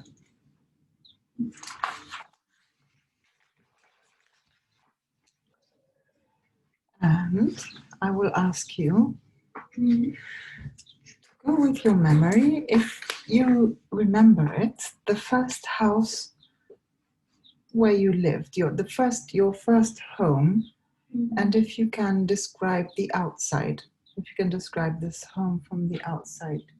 Be there now. Do you remember it? Yeah, but I can't remember the outside, but I can remember very little things inside. I mean, the first house, that my grandmom's house, because that's not our house. So we were in one separate area of that house. So I just can remember that area inside, very small amount of memory. Where our bed was, where our kitchen was, so I can remember that type of things. Okay. And so which is the house that you can remember the outside? Is there another house going back that you remember the outside? Yeah, our house, our first house, I can remember outside. Okay. Do you want to try and describe it? Yeah, just in front of the house, we have a very big stone rock. It's very naturally built one. And around that stone, we have flowers. It's really nice there. And back of the house, very natural water area. I mean, how to say that? Like a bush? No. Back of the house, I mean, our whole land, it's very, we have very good source of water there. We have a well. And always the well is very much full. So my mom, she always empty the well, we switch on the motor and remove all the water. Because naturally the water comes up in that land. How beautiful. Yeah, so when I was a kid, that was my major hobby to do.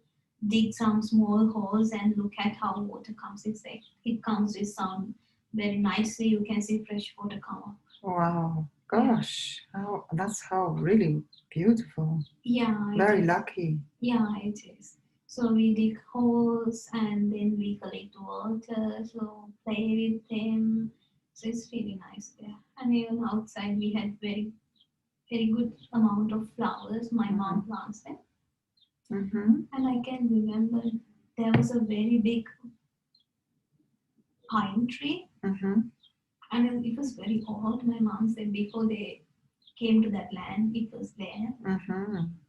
And that I feel like I had very big connection with that pine tree. So I played under that pine tree always. And we climbed up to that pine tree as well. Lovely. That's the major things I can remember. Okay, thank you very much. It sounds very beautiful also. Okay, so we can close this scene and you can always connect to your breath and take a nice long deep breath. And then exhaling. And we'll move to another scene. Can you describe the entrance of this house? This house that you just described, your home. Okay. Can you describe the entrance of the house? What it looked like? Yeah, we have two entrances. So it's not like in residential houses. So when we open the gate and go down, we have to walk 100 meters.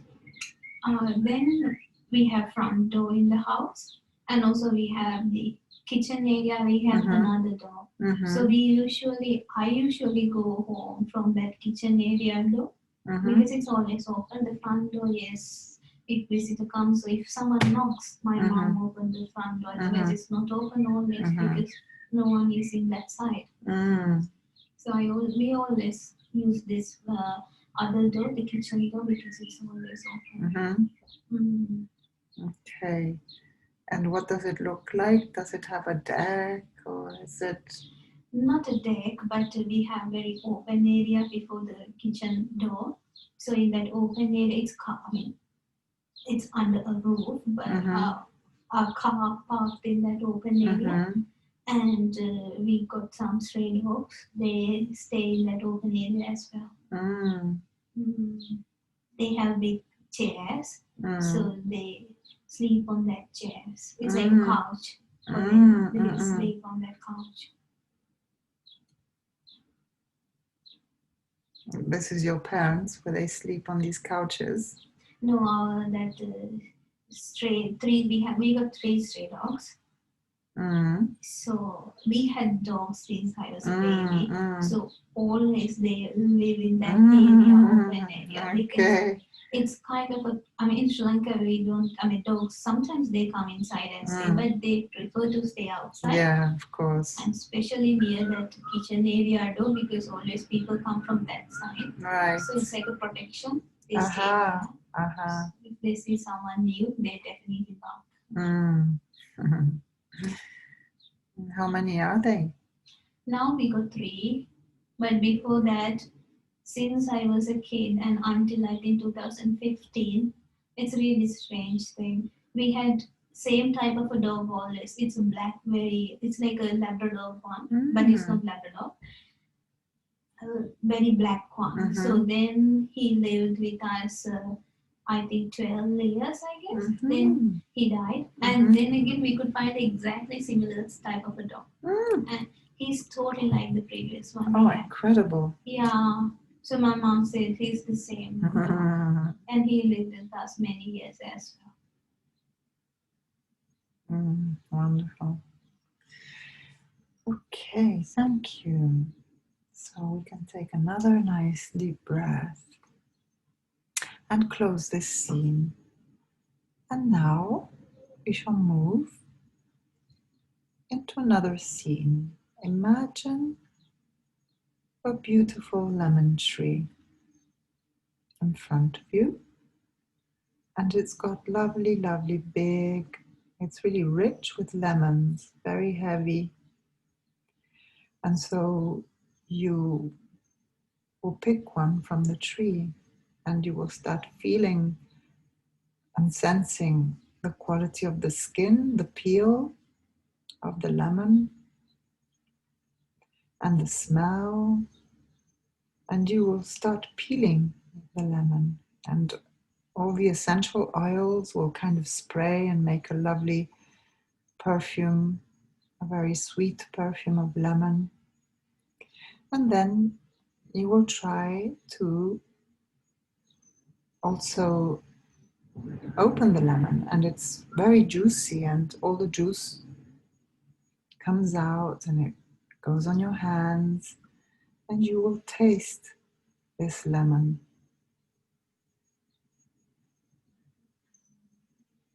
Have you visualized the lemon tree with the lemon?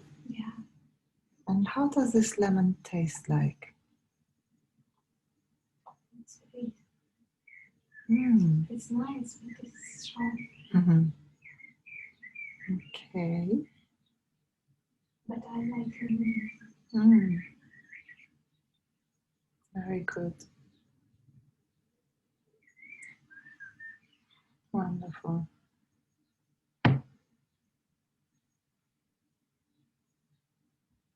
Okay, so we can close this scene and take a deep breath again. And now we will open to another scene. In a moment in your life, in a very happy moment in your life, the first thing that comes to your mind, just be there now.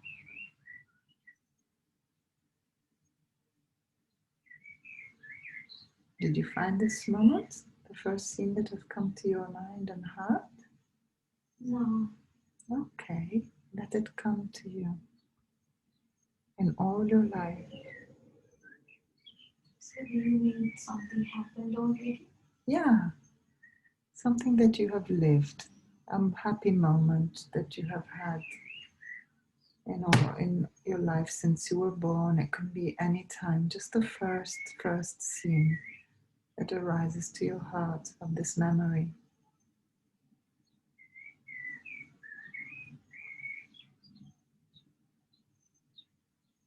Something that made you happy. I'm trying to visualize.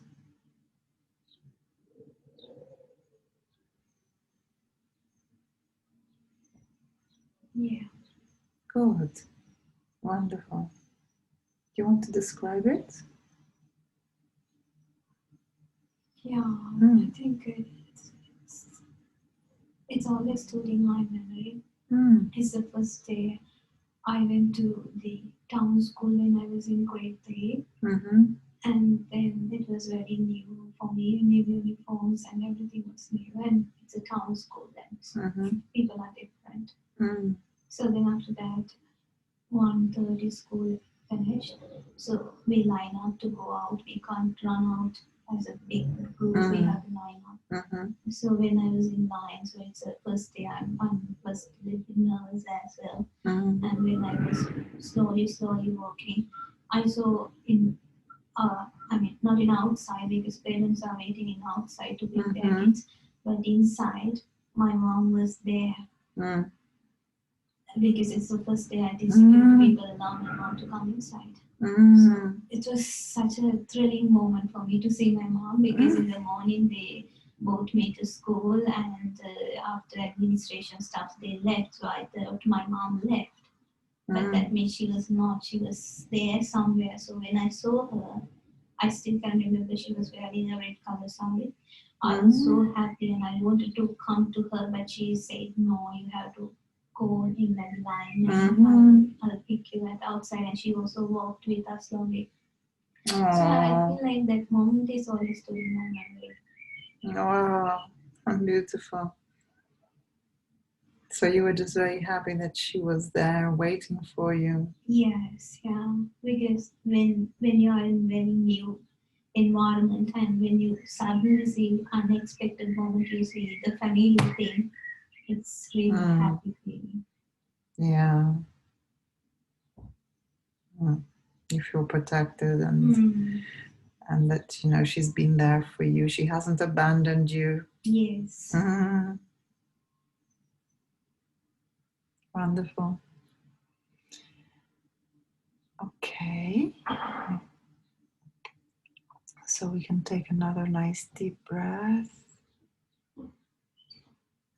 And exhaling longer than the inhale.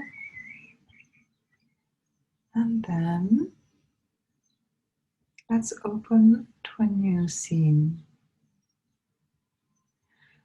Let's go on a day where you had a pleasant trip, a journey, a trip,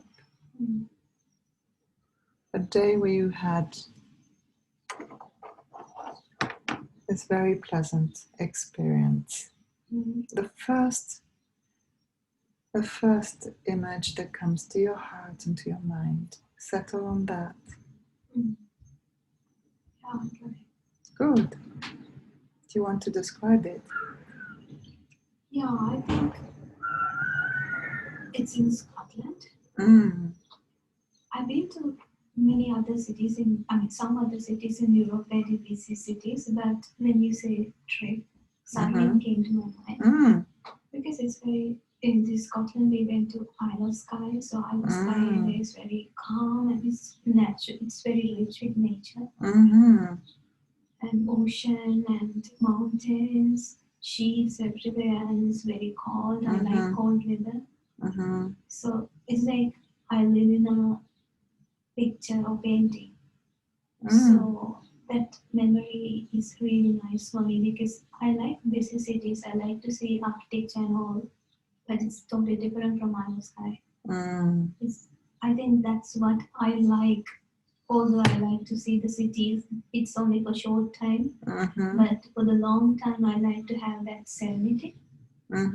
So yes, I like to memorize that moments that I spent with my friends in that area.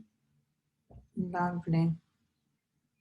So you like the cold weather and Raining. rainy. Yeah. Bit intimate, the rain. Yeah, and I like plains, I mean grasses everywhere. I like mountains, green color, and very old time building and houses.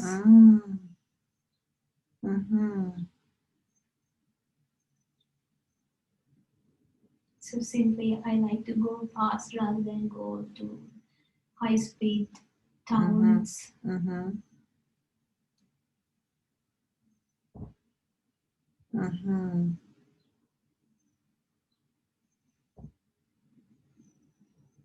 Nice. Is there anything else that you remember of that day that you want to recall? Yeah, I went there with two of my friends, and then we booked a hostel accommodation, and we thought it's very hostel type of accommodation. But when we reached the place, it's, I think, one of my best hostel I ever been. So nice place, and three of us got one room. Very clean room, and it's really nice. Even that hostel is in my memory because it's like nice hotel. Wow, how lucky. Yeah, and around surrounding area also very nice. And I like yellow color, autumn colors. So everywhere was like that autumn color that day. Although it's raining, although it's autumn, but in Scotland always cold. So it's like a very, very much like I live in a picture of anything for me. Yeah. Wow.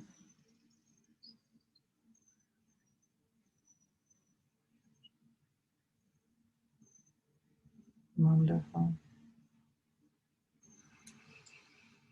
Okay, so even the company of your friends was very special, it sounds like. Yeah, they were my travel buddies when I was in UK. We always traveled together because I think there's a one girl called Sarala. We both had very same travel choices, and it was really easy for me to travel with her because I also like to take photos and she likes to take photos as well, so it's easy. And our travel choices also is easy. We always try to plan something ahead, like next week this is what we're going to do, likewise. She also like me. We both plan always trips. And she never say no. When I say let's go somewhere, she always says yes. Perfect. How lucky.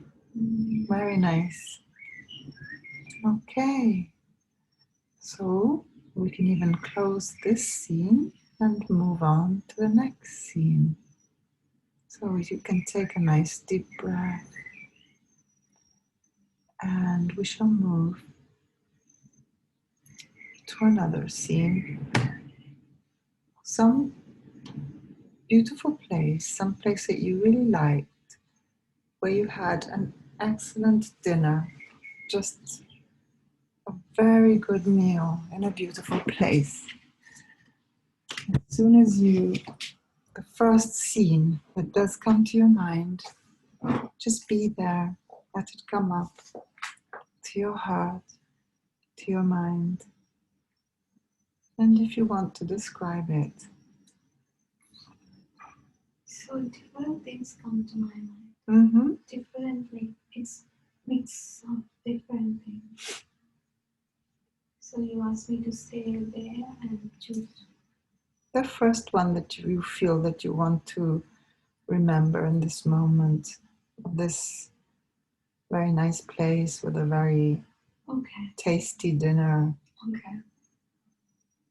Actually, it's in Sri Lanka, one place in Kandy. When I was working at a university, so we went there for business trip.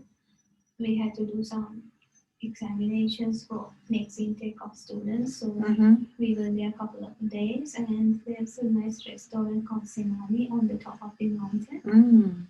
and lots of people go to that place to see the town because we can see the entire area nicely. Wow. So we went to that place to have dinner. Me, my best friend, and another guy and another girl. So that, and the music was playing in the backside, and the scenery was amazing and nice food. So it's a really nice memory. And I feel like when my best friend was with me, she's like my sister for me. I feel always comfortable when I'm with her. So that memory is nice and it's very live. Wonderful.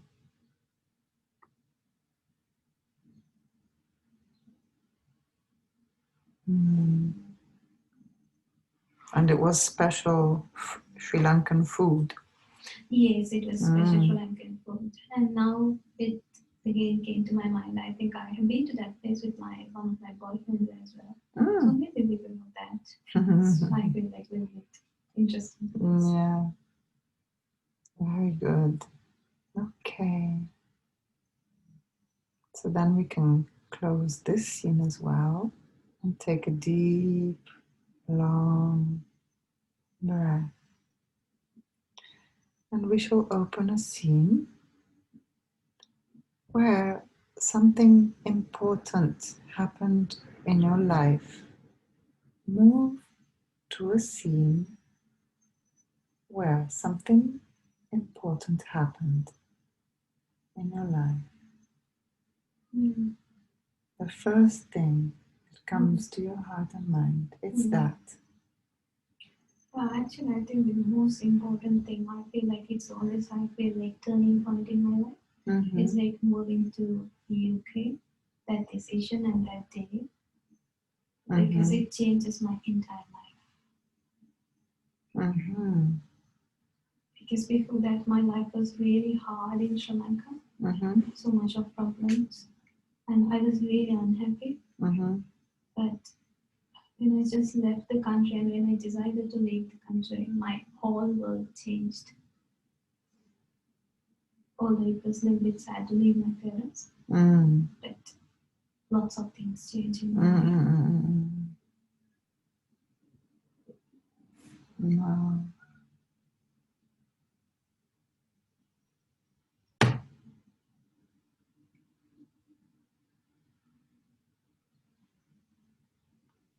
Okay.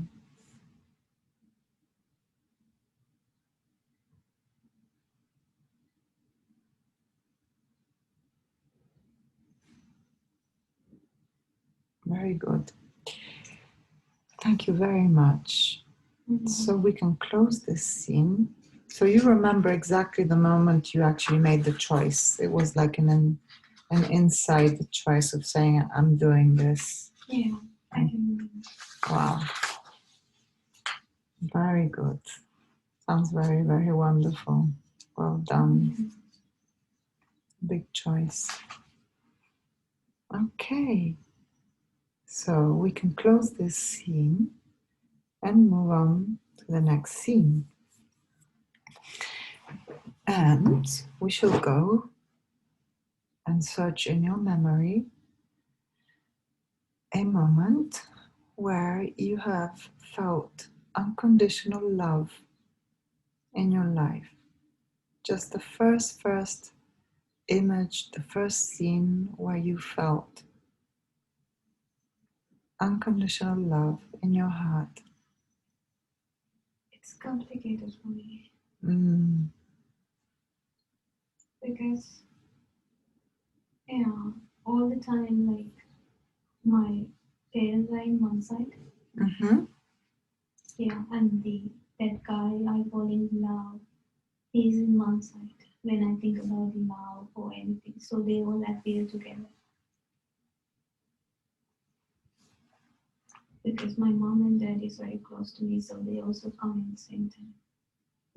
But that guy also in same. That three phases are very special in my life. Do you want, which one would you like to describe now? Do you want to describe them both? This moment. Is there a moment that you remember where it actually something Yes. happened where you actually felt this feeling of unconditional love?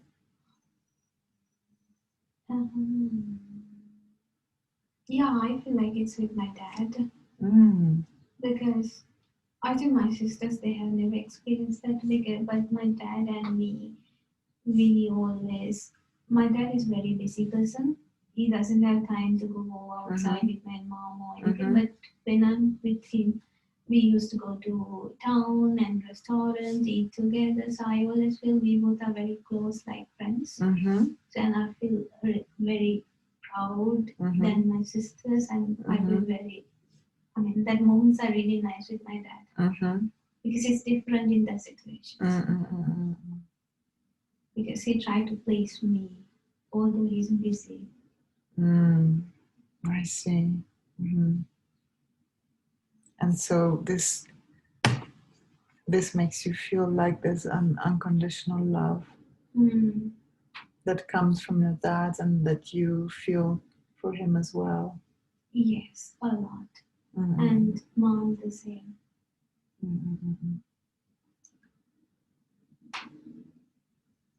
Very good.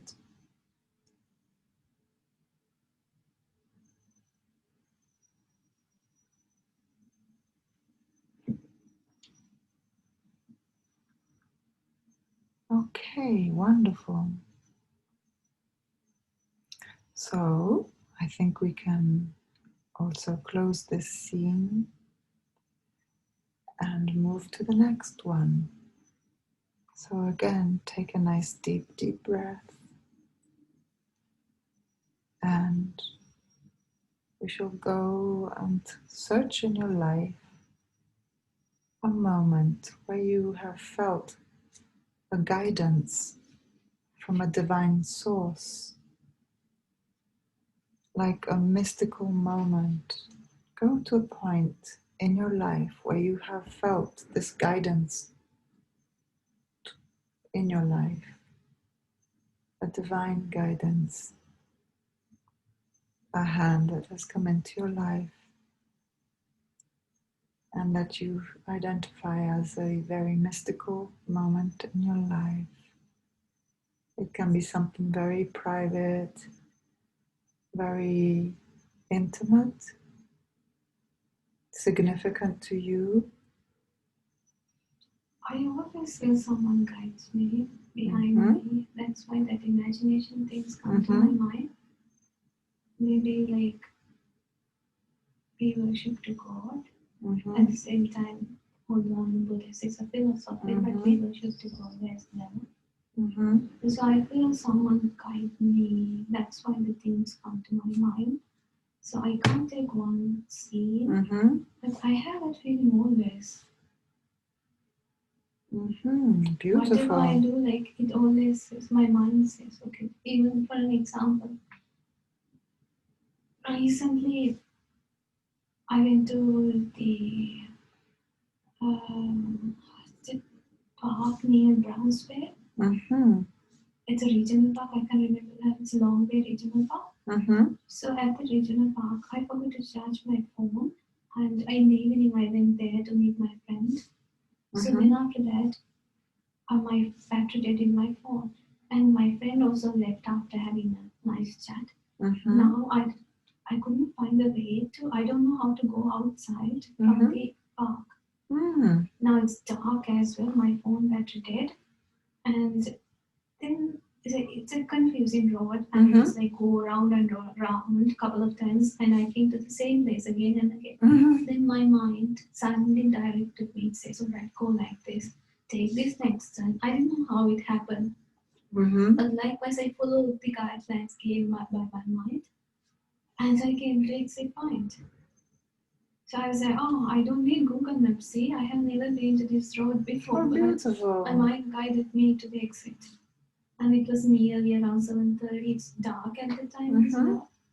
Yeah, so absolutely. Then I was like, oh, how you came back home? So it was very surprising for me. Wow, that's very interesting. Yeah, that certainly is.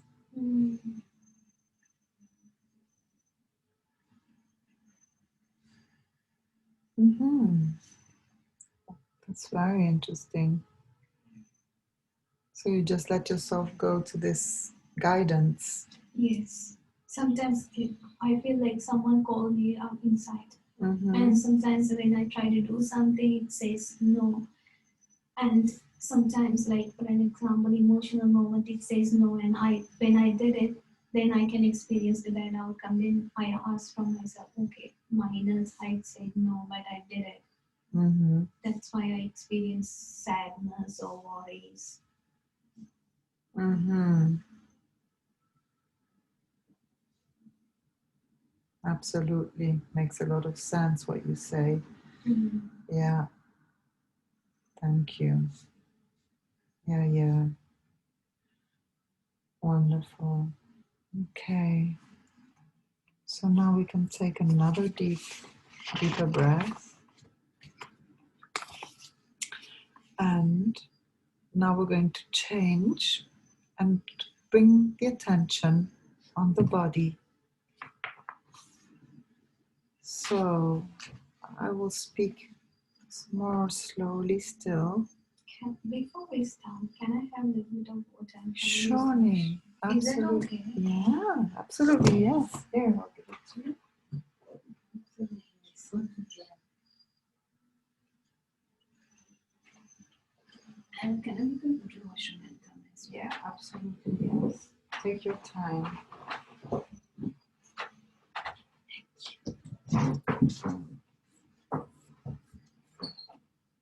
Okay. All right. So we'll bring the awareness on your body. Bring the awareness on all your left side of the body. Feel the entire left side of your body, from your feet toward your leg, or your left side of the trunk, your left arm to the shoulder, the left side of your head. Bring the awareness to the entire left side of your body.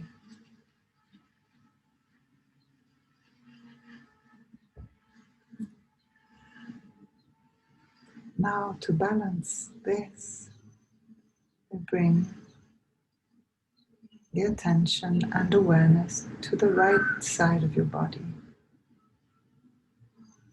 to the entire right side of your body, from your foot to your leg, to the right side of the trunk,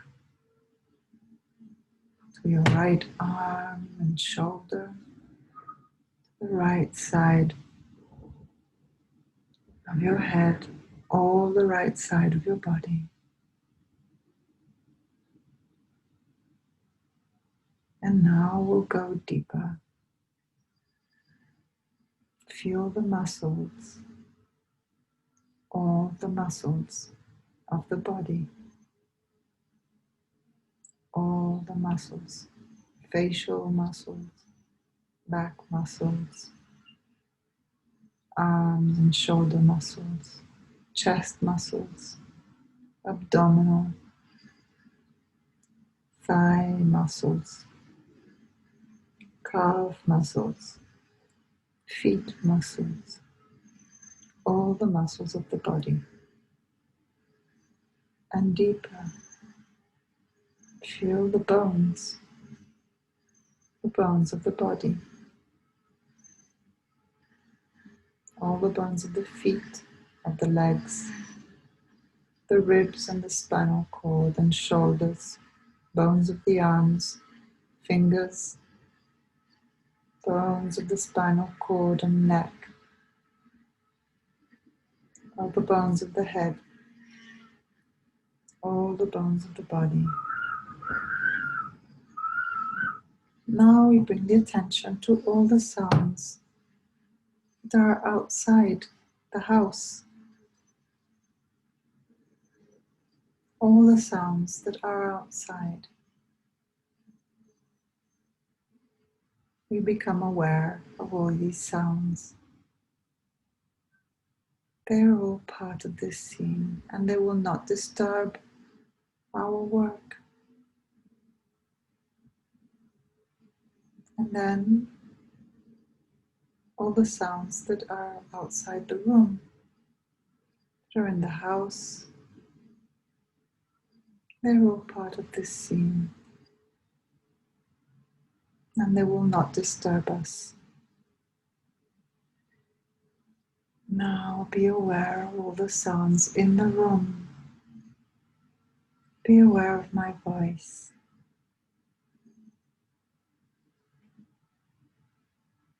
I will accompany you with my voice through this experience. Is it okay for you? Thank you. Thank you very much.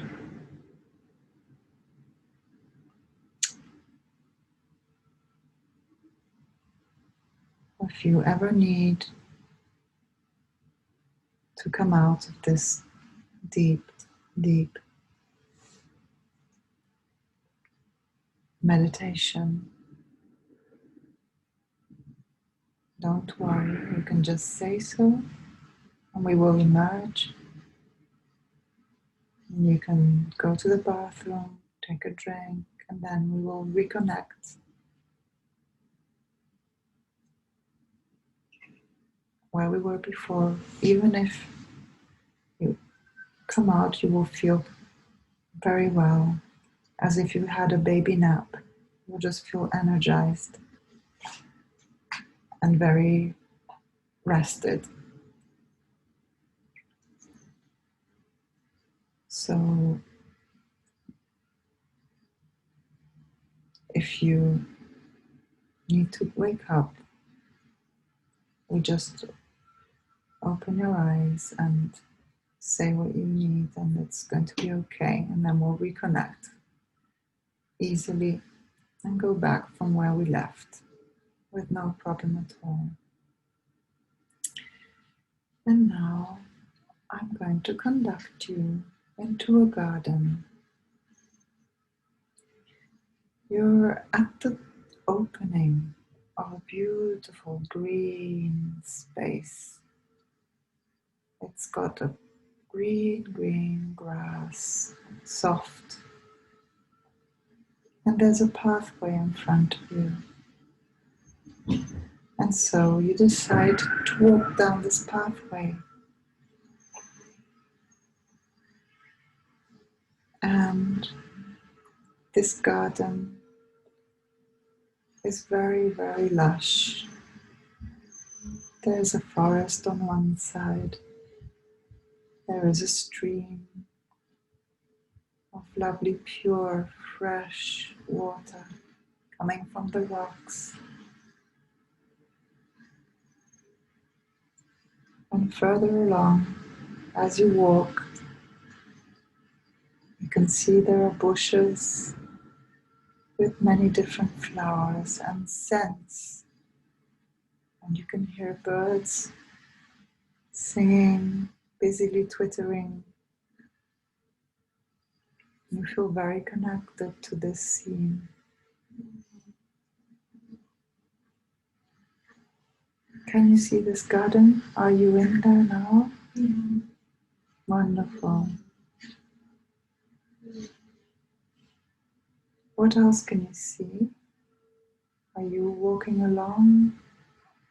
Yeah, but I can see not me, but myself as a kid, like 7, 8 years old kid. Wonderful. Yeah, very nice hat and having nice dress and walking freely and having a small basket and having nice. What are you doing? Collecting flowers, I think.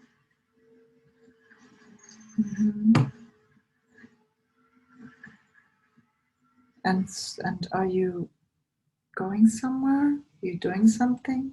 Yeah, just walking down, walking. Mm. And it feels so free, so Mm-hmm. Are you with anybody there actually walking, or are you very much by yourself? very much by myself.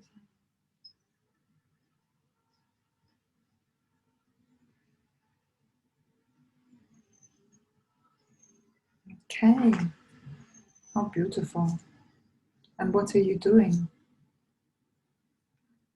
And it's like, it's not walking slowly, but it's like dancing and it's kind of like freestyle. I don't say it's running, but yes, walking a little bit faster and touching the grass, touching the bush, I mean small grasses, touching them. And it's like a little girl Mm-hmm. enjoying the environment Mm-hmm. very much. And it's a bit of not raining, but it's like small, Mm-hmm. it's like drizzling. Mm-hmm. Lovely. Mm, Are you barefooted? no, wearing my shoes, like boots. Mm-hmm. So it's a nice soft rain. Yes. Lovely. And is there a house nearby, or are you? I can see a small house, but it's, yeah, Mm. it's nearby. Mm-hmm. Do you want to go there, or you want to continue in the walk in the garden? I can continue. I want to continue the walk. Okay, let's go. Let's continue to walk.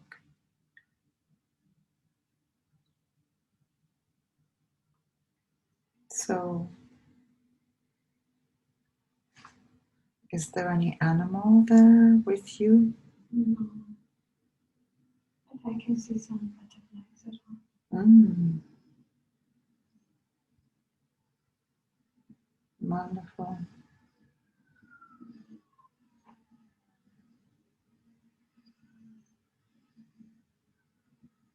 Very good.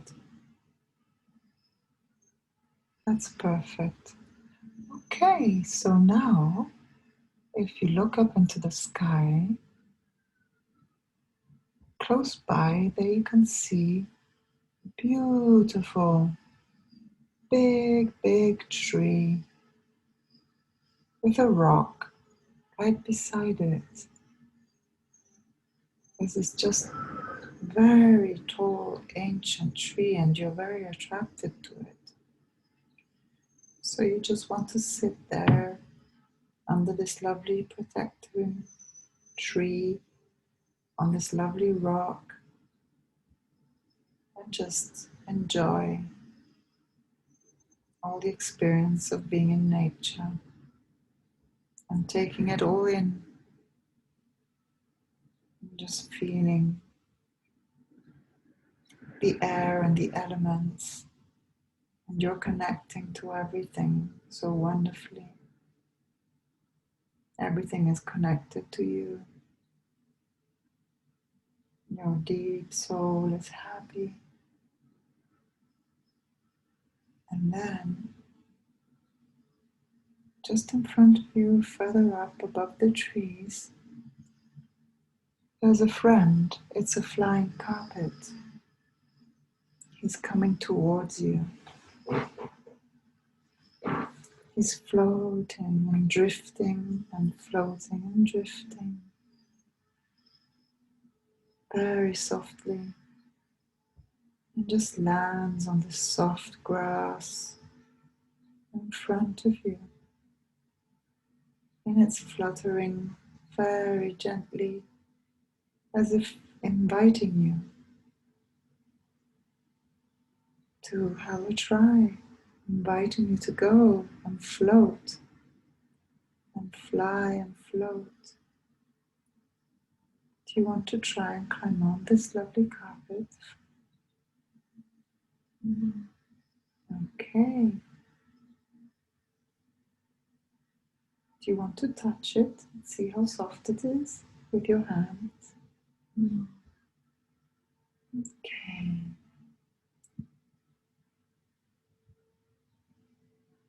This lovely carpet will just rest there as if it is a picnic carpet. It's got lovely warm colors, it's very soft. And it's just going to stay there. And just be close to you. If you need it to warm yourself up, or if you want to sit on it, it's there, and you just don't have to use it if you don't want to, but it's there for you.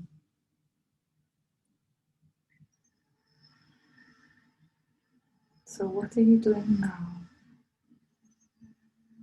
I'm sitting on the grass, not in that carpet, because I think grass is really natural and comfortable for me. And comfort. And carpet it belongs to someone else, but grass is nature. That's belong to me. Very true.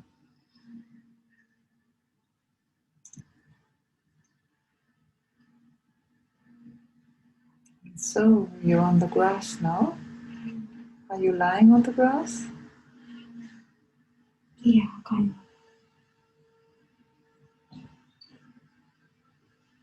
And what are you experiencing now? I'm lying on the grass under the tree. Yeah. So I can see the sky through the branches of the tree. Yeah. Wow.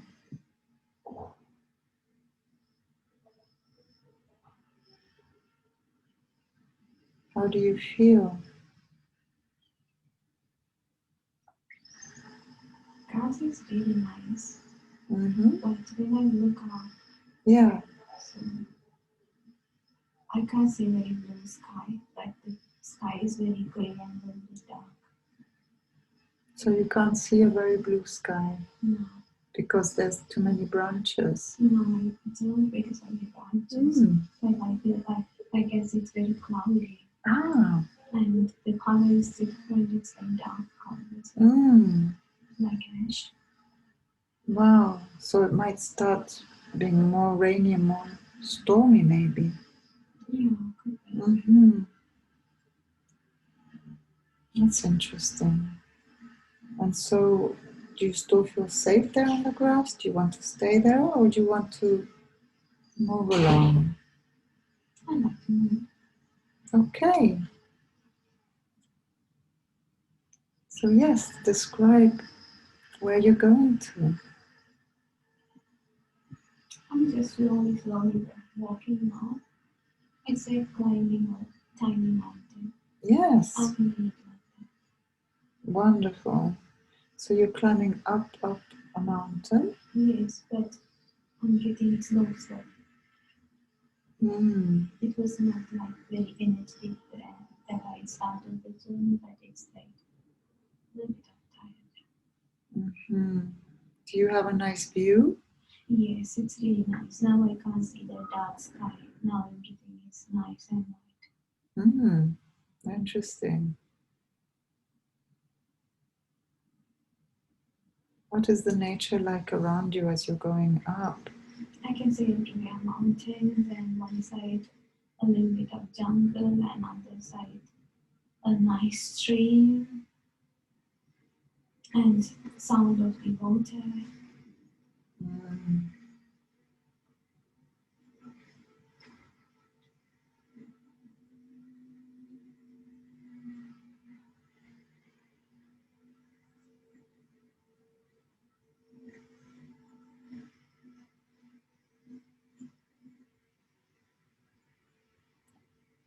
Are you stopped or are you continuing your walk?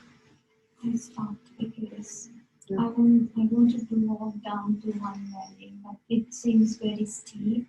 But I know it's hard to go down, but I want to walk down slowly and go to that valley because there's a nice river there.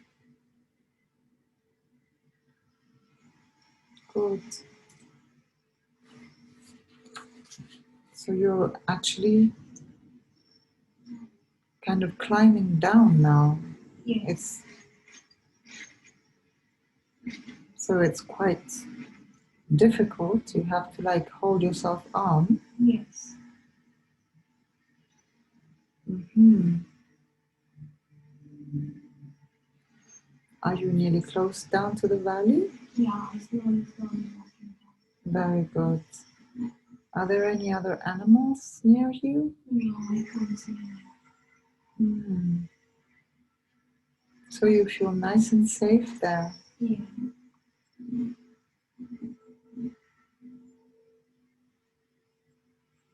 Do you see any building around you there in the forest?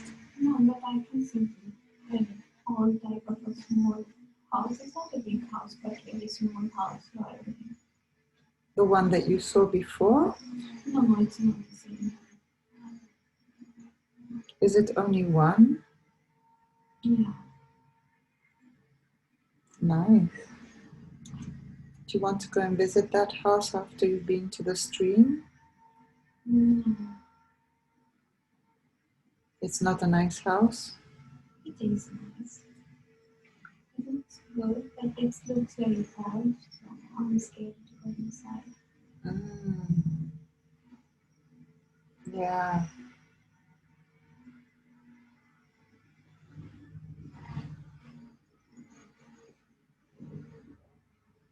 Do you see anybody around? No. Very good. So, shall we proceed then? Shall we move along? Yeah. Is there a boat on the river, on the stream, that can take you further along, or you're going to walk? Okay. Are you still going uphill again, or you're going through the valley? Going to the valley.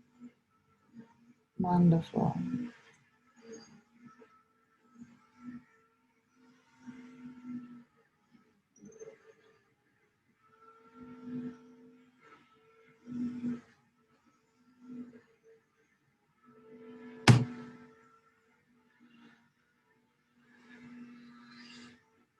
And how is the valley? Is it always very green, or the sky, is it still blue? Yeah, sky is blue, and here it's very green. Mm.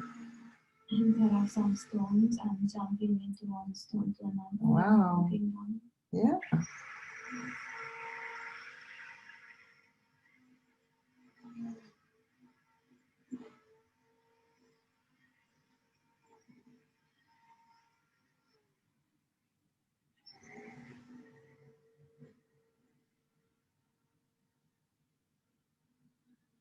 How are you feeling? Are you tired, or are you still feeling that it's all nice and fun? I was tired when I was climbing that mountain, but Yeah. I feel like now again relaxed and energetic. Wow. Are you hungry? No. So you're just continuing your adventure. Yeah.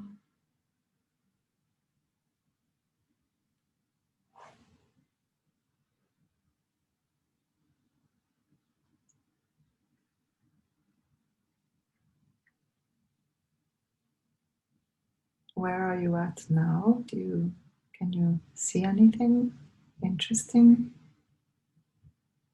Yeah, I can see I'm talking with bees, talking with butterflies, Mm-hmm. yeah, talking with plants. Wow, beautiful. How lovely.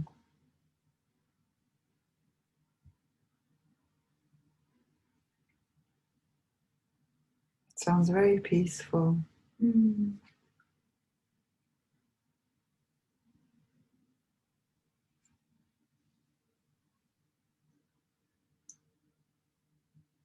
And what are you saying to these animals? I just say hello. How's the day? I talk to them like people talk to other Yeah. people. And I touch the grass and ask, how are you? Because I feel they are alive, they can talk with me.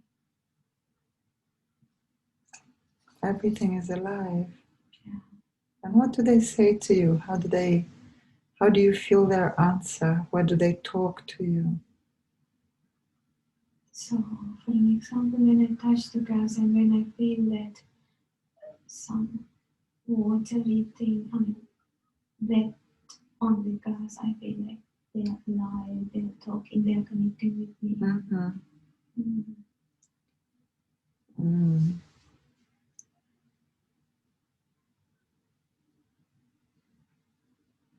And is the earth happy here? Is it happy? The animals, do you feel that they're happy? Yeah, I just can see the bees and butterflies. They are happy. They are flying around. Do they have like a message for you, do you think? Do they want to communicate something to you in particular? No, the bees are going around, but they don't scare me. But the butterflies, I feel they are with me.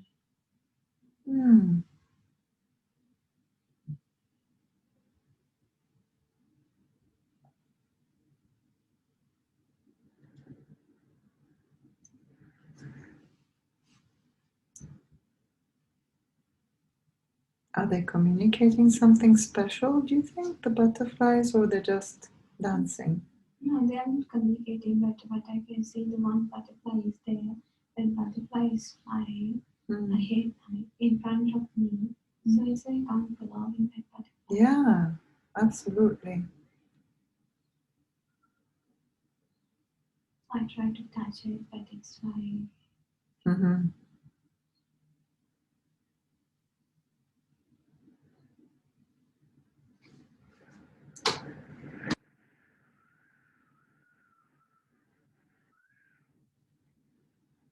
So where is it guiding you, this butterfly?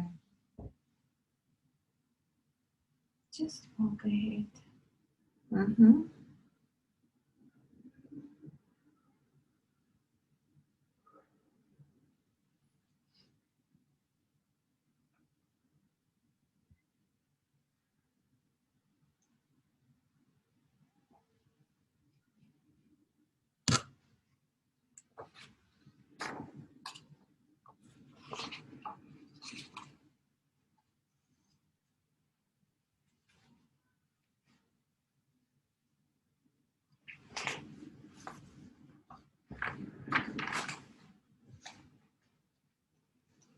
Is there anything around you that you see, like other beings? Or is No, nothing. It's like I can't see anyone anywhere, only me in that valley. And I'm a bit tired as well. I'm just walking a bit hard, slowly. I'm feeling a bit lonely.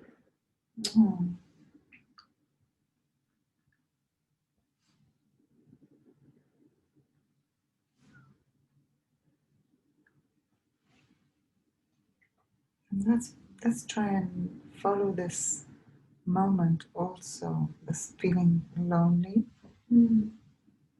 What can you do now? Is there like any place close by that you see that, or can you hear anyone calling you? I can see one place. Yeah. Just other side of the river. Wow. What is it? It's a big house. Wooden house. Do you know this place, do you think? No.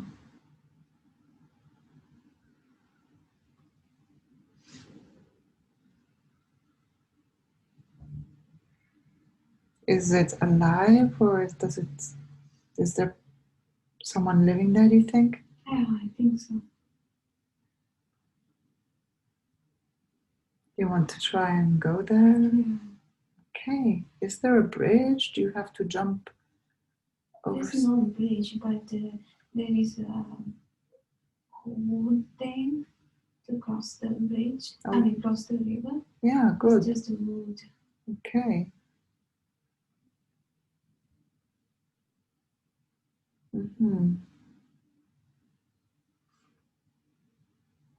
Are you barefooted? No, I'm wearing my boots still? Okay.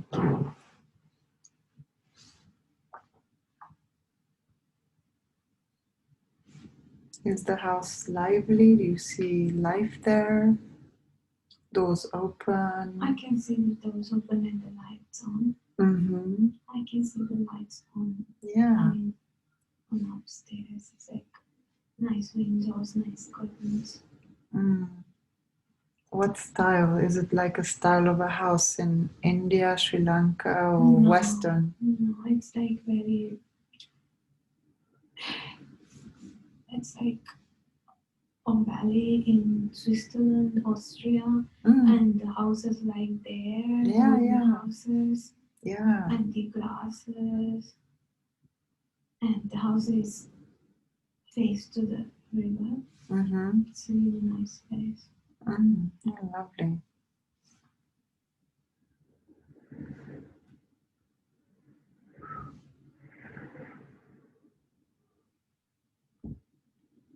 Very good.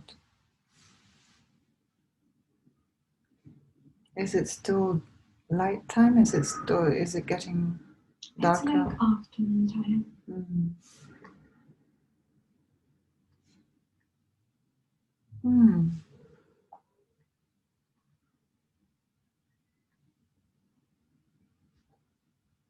And do you still feel that you are like 7 or 8 years old? Is that still the age that you feel you are? Yeah, still I can see a little girl. Mm-hmm. Okay. So this house, it's not your house, but is it familiar? Do you think it belongs to someone you know? Somehow? Do you feel that? I feel I'm connected with that. Yeah, sounds like it. Yeah. Okay, it will come.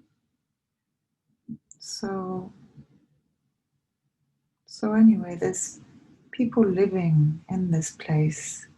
Are there like any animals around the house or like tractors, or is it like another time? Is it earlier than the time? It seems someone was there before, but in this moment also open and no one is there.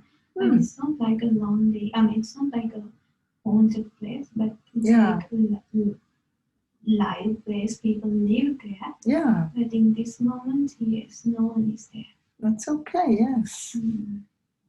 Maybe they're out somewhere. Mm-hmm.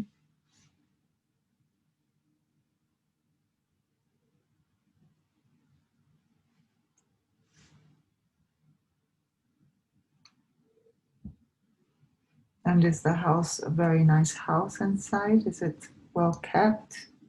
Yes, it's a really nice one.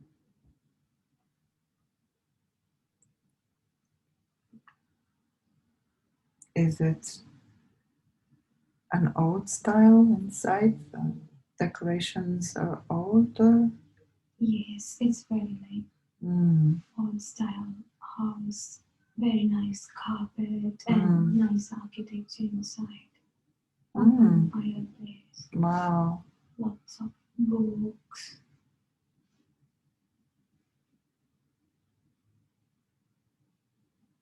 Mm-hmm.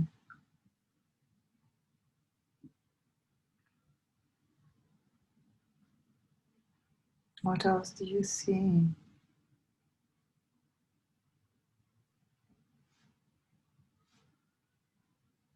I'm just walking up. Stairs? Mm. Mm-hmm. What is upstairs? Is it the bedroom area or do they have the kitchen? How is it divided? I think kitchen is in downstairs. But upstairs is very open area, living area, and there are big racks of books. And nice couches to sit and read. Wow. Yeah. And outside, nicely I can see the valley. Mm-hmm.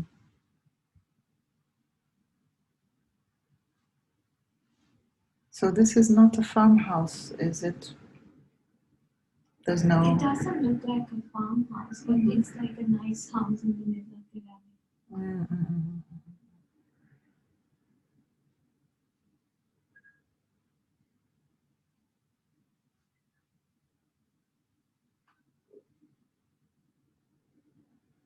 And is the fire on? The fireplace? Yes.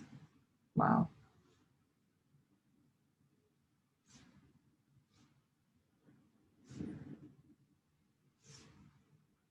Hmm.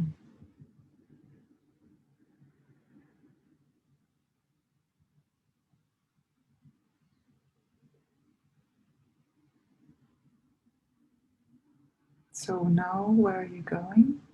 Where are you moving in the house? Do you want to continue to explore in the house?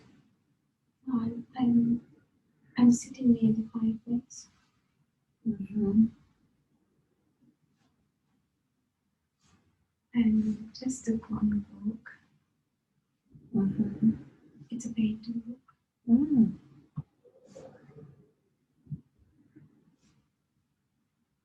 About an artist?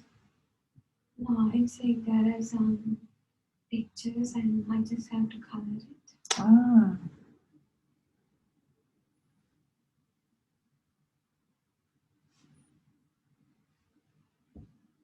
Mm-hmm. Are you enjoying this? Yeah. It's nice. Wonderful. And how are you coloring it? With paints or with colors? It's like color pencils. Color pencils. Mm.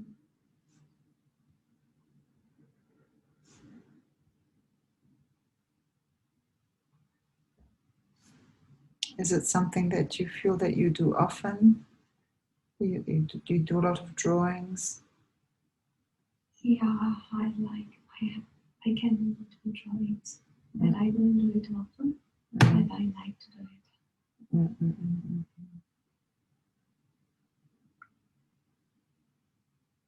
Do you still feel a bit lonely? No, I feel really comfortable and cozy. Mm-hmm. Are you waiting for someone to return? Do you think? No, but my mind says someone will come soon. Good.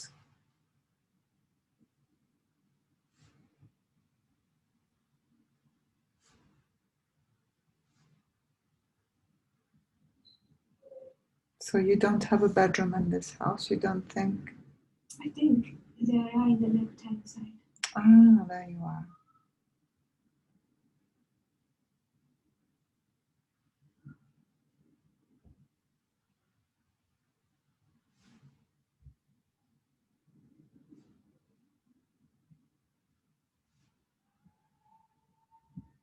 So is that your bedroom then on the left-hand side, you think? No, I don't think it's mine, but it's someone's bedroom. Ah. Is it an adult bedroom or for children? It's a children bedroom.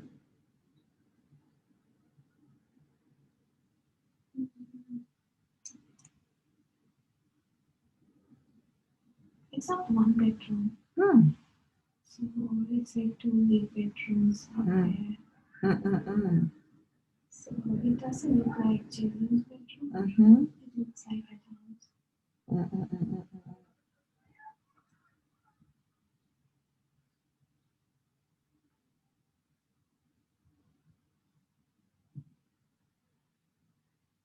And is there a fireplace even upstairs? Yes. Gosh, lovely. Mm. It's not dangerous for you. No.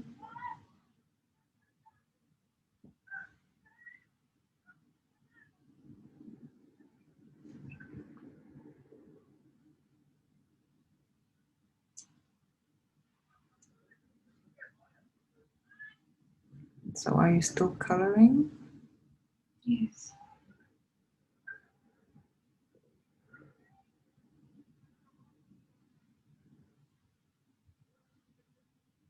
So shall we try and move a bit further along this scene Yeah. and see another moment in this house where there is life, where there are people, and who are the people that live there, and how you are related to them, and what kind of life they used to live in this household. I can see two people downstairs. Yeah, They're old couple. yeah. And the lady has full white hair, but they dress very nicely. And the old man as well. Are they happy? Yeah, they look so happy. And how are you related to them? I don't know, but they love to see me.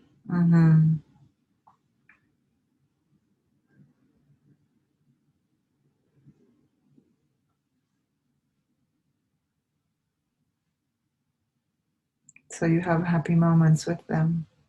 Yeah. Are they very wise people? Do you feel they are wise? They've given you guidance in some way? Don't know, because I just met them.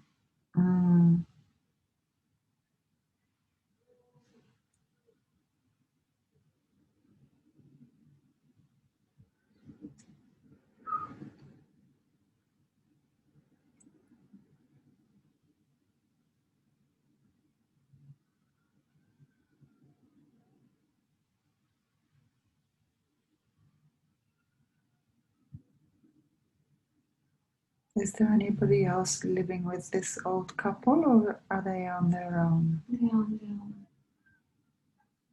So do they manage everything on their own? They have no one helping them? I think someone is helping them. They do.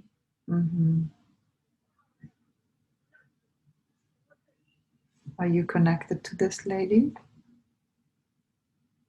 I'm not connected to her, but I like the dress that she wears. It's like very old style. A very long dress. With an apron. And nice hat.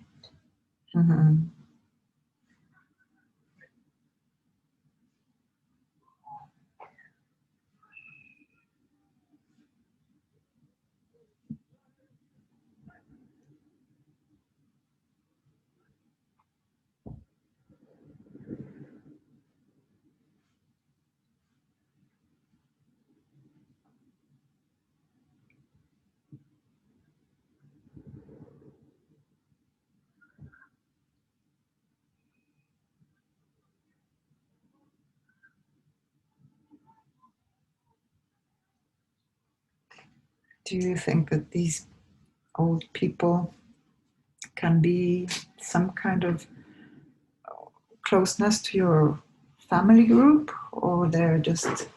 The environment is totally different. This is not, it's totally not like in my country. It's like another country, and it's like very, like 50 years in the past, not in the present environment. Maybe there could be the houses like that in the present environment, but it's like historical looking. But the house is not old, it's like very nice new house. Very well kept, very elegant. Sounds like a very elegant house. And they have nice garden, and they have everything in that garden. Like there are some chicken. They have also animals. Yeah. And they have kind of little bit of veggies, flowers. Wow, they're well organized.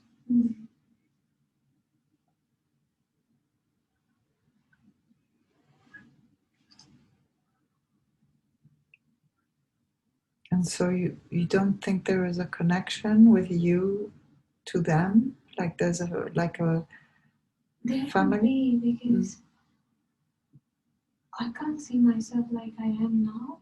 So I can see like a child, but I also look like them. Yeah. They're like foreigners, and I also can see myself as a foreigner. Right. Yeah. Exactly. That's good. Very good.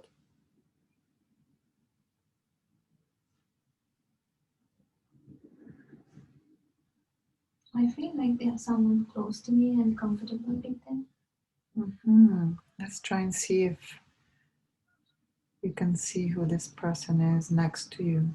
It could be a parent. No, they are not like parents, they are like grandparents. Yeah, these old people are like your grandparents. Yeah. Is there anyone else also, like a parent, a mother, a father in around? No, but some photos. So you're on holiday maybe there? No, not in holiday, but I feel it's one of my destinations Ah, because I walk and walk and I was tired and when I reached the place I feel comfortable mm, and I feel like better to stay there. mm-hmm. And do they have a room for you when you go there? Do you see? They have all the rooms are empty, no one is there at that home. I'm on with the old couple. Mm-hmm.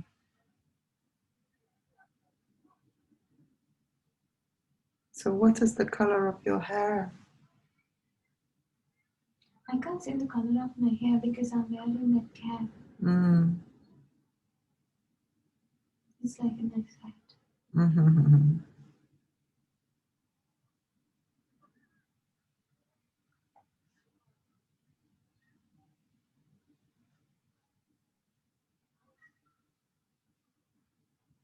Very nice. And you're what dress are you wearing? It's like nice yellow color dress and I'm wearing socks and boots and long sleeve dress. It's not a short dress, but it's like not long, but it's like below my knees. Mm-hmm. Nice old style dress. Mm-hmm.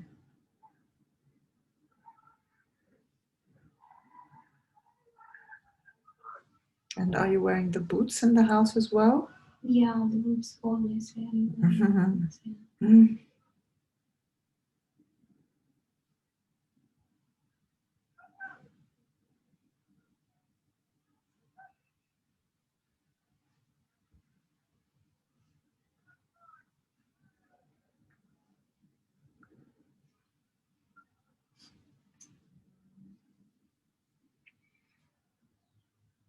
So let's continue on this timeline of this life and let's see what happens further along. Try and go to a later stage, an important moment in this lifetime, something important that happened in this lifetime, which was significant and is significant to that life and to you now. Be there now. Even in this lifetime? No, in this life that of this Swiss life. Just go further along the timeline. Just see yourself growing older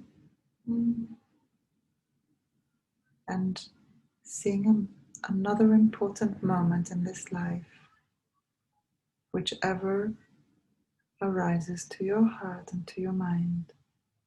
An important moment in this life that is significant to you.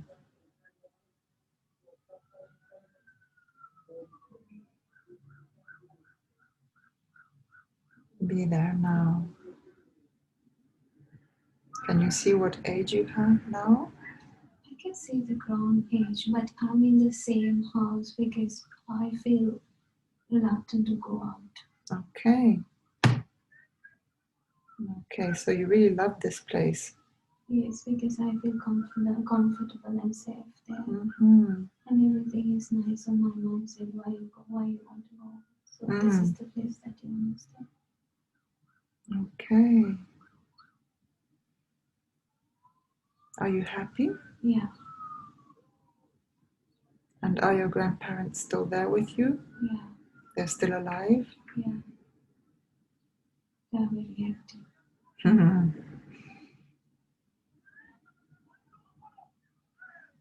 And what are you doing? How do you study? What is your...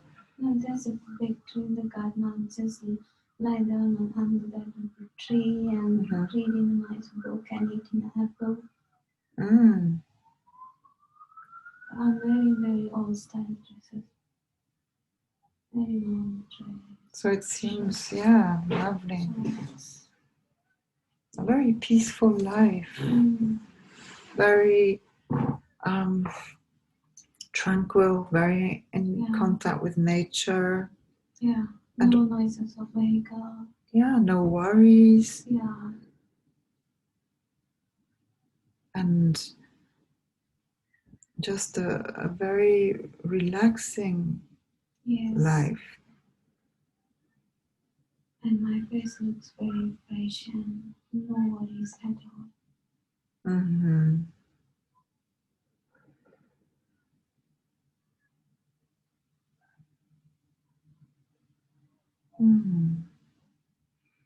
Are you aware of how beautiful this life is, do you think? So you realize that you... Yeah, because I can see blue sky and nice house, nice garden. So it's really beautiful. And are your parents, do you have parents or brothers and sisters anywhere close by, or is it always only you and your grandparents? I can see me and my grandparents, but inside I can see some photos of a couple, nice couple. Maybe they're the parents because I can see they from their smile I can see something. I feel connected.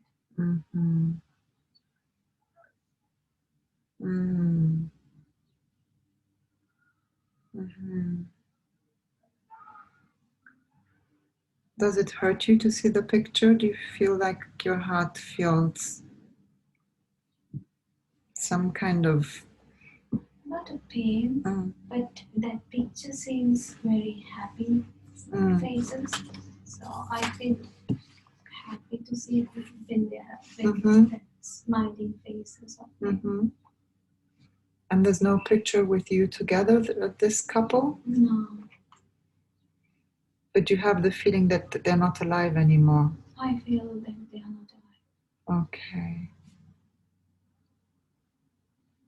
So it could be that you are an only child then, maybe?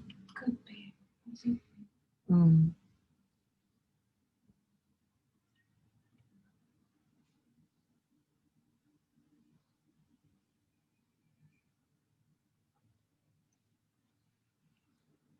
And can you see how you went to school in your years? Did you go to a township? Do you feel that you've gone to school? There's lots of books. You could have studied at home. Yeah, it's like I studied at home because I can't see any school or anything. And who helped you? I think grandparents helped, and house is full of knowledge. And grandparents seems very knowledgeable as well. Did these grandparents have friends coming over ever? No, but at this stage I can't see that, but I can see one that lady is working at home, another man is working in the garden. Right.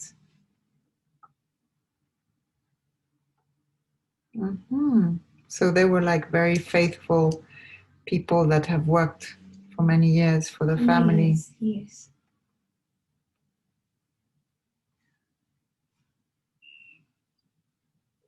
Like they were nearly part of the family. Yes, that's right. Are they married, these two, do you think? Or they're just separate? They have their... Do you feel they're connected and live? I think that lady and the man are connected.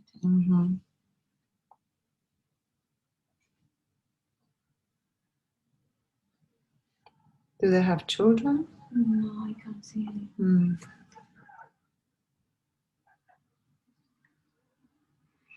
Okay.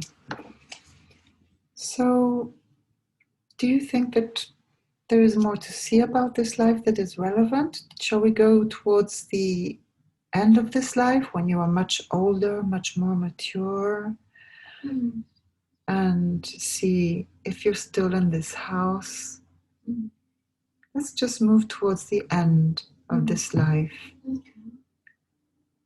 Just feel that you've gone through all this experience and you've arrived at the end of this life, and see the whole experience together. What it has brought, what it has given to you. I can see myself as an older person.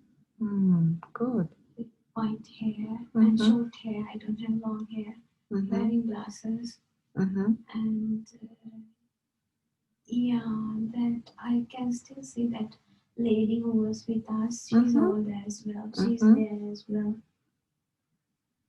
I can't see the man properly, but yes, I live by myself. That's what I can see. That she's there, but with me, no one is there.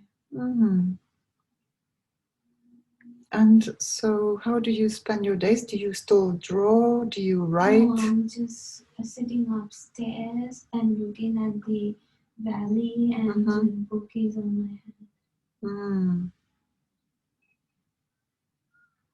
What has this life meant to you? What has been important in your life? Going to your higher self and just feel the knowledge of the importance that this life has had been for you. It's been a very peaceful. I feel like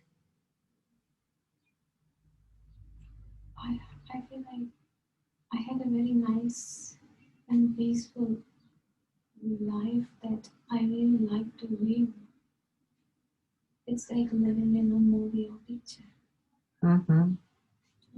It is not busy at all. It is so peaceful life with less connections, but more connections with nature, less connection with people and society.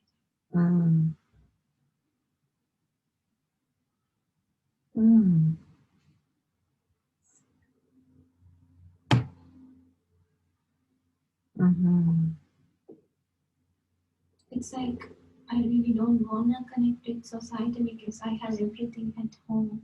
We make our own bed, we have eggs at home, we have veggies and lots of things we have. We have fruits at home.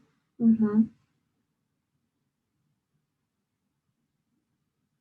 it seems really happy life there. Wonderful.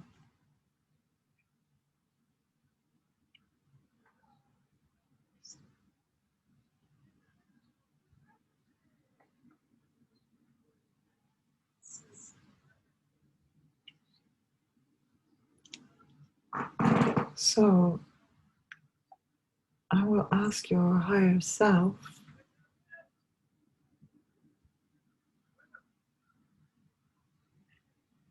if your higher self is present in this moment,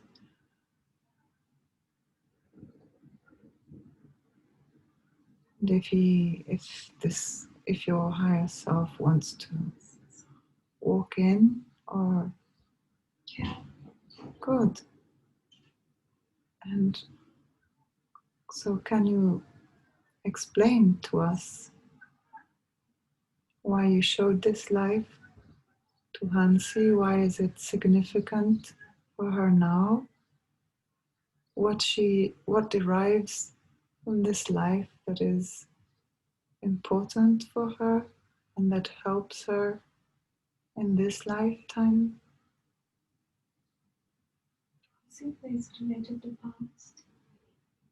Yeah. Previous lifetimes. Maybe the life I had before. Yeah. I lived in that somewhere, a nice country and very nice area. And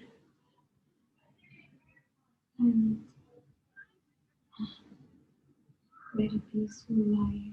Lived in books and lots of knowledge. So it seems like that's the life I had. Yeah.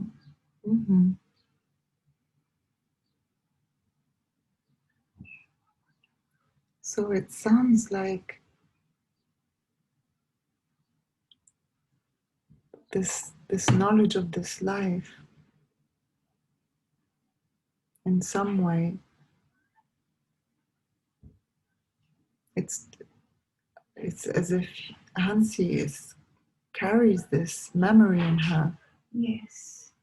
very strongly, it seems. Yeah, it's connected with the previous. That's what I feel. With this ability of being independent, being able to study on her own easily, being able to be on her own easily, not having the necessity to interact with people,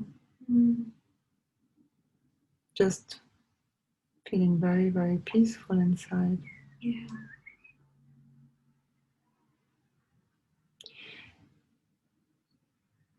Is this life that we have been visiting, has it accomplished all that needed to be accomplished in that lifetime? Or do you feel that there was something that was meant to be lived and that was not lived? Or do you feel that this life was wholesome the way it was I feel like and complete? very complete life I had. Okay, good, wonderful. Okay, so the experience sounds quite complete. Yes. Yeah, sounds very beautiful to me too. Because it could have been a difficult life, and instead a lot of beauty has come from it. A lot of love. Yes. Protection. Yes. It feels like really very pure. Okay. So there is still a carpet outside in the valley that is waiting and asking if you are interested now in climbing onto the carpet. If not, we can go through another experience. Do you feel like flying? I'm thinking. Because before that I strongly said no, but now my mind says, why don't you try? As you feel. Just as you feel. It's just... Yeah, I like to try that. Okay. Fantastic. So, do you want to touch it first and just have the feel of this carpet? No, I like to jump it. Fine, that's good. Go ahead. So, you're on the carpet now? Great. So just feel this carpet very protective. It's kind of hugging you also a bit and making you feel absolutely safe because it's just starting to float, floating off the ground. And it will just do as you feel. If you feel like racing above or just floating and floating and drifting up, up, up the valley and up this beautiful house, up above the trees and up towards the clouds. And it's floating and drifting, and it's leaving behind this life, this peaceful and beautiful life with all its teachings. And you were just looking up at the sky, and here we go, and it floating and drifting up, up, and you're above the clouds now, and the wind is soft, very soft, very soft. And it's showing you everything from up above. The clouds are clearing now. New landscapes are appearing in front of you. And you're just floating and just drifting and looking up at the sky, looking at the mountains, just letting yourself go and drifting. The carpet floats and starts its descent down, down, swinging from left to right and swinging down, down. And now you're getting closer and closer to your landing spot.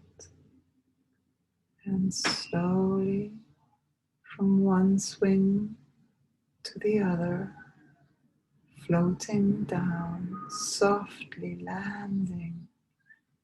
Hardly you can feel the touch of the carpet landing. It's been so soft, so protective. And here you are in a lovely spot. Green grass around you again. Can you feel this place? Yeah. Wonderful. What can you see? Can you describe anything? Yeah, it's like we landed in an area like a playground. But I can see lots of houses there. One side as well. One side is bushes. Bush. And yes, there's a road. And now it's not like history, but it's like present. It's not like 50 years ago. But it's like now.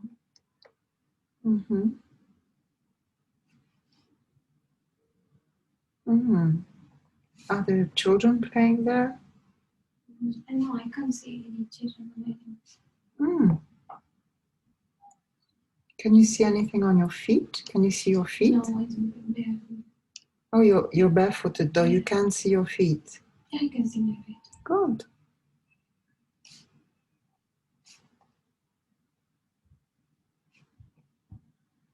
And are there also buildings around? Yes, there are houses. Wooden houses, like houses here.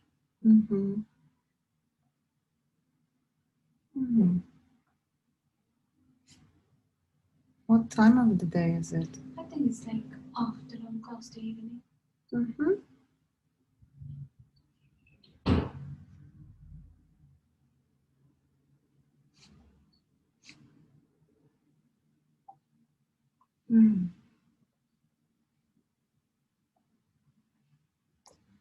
Okay. Are there any people around? No, but when you get into the carpet, there's a boy. And yes, now he's there as well. Nice. How old is he? I feel like similar age. 7 or 8? Similar age. Yeah.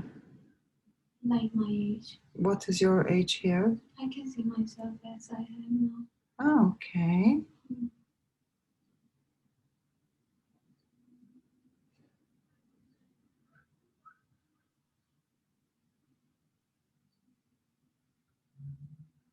Is he interested in the carpet? Why is he there? You see this boy? I feel like carpet it's his carpet. Ah, okay. Yeah, I came with him. Oh, wow. You came with him? Yeah. Wonderful. Is he a friend? Yeah, but I feel like he's new friend for me. He's new for me. What do you feel? It's like he's also a new person for me. Ah, nice.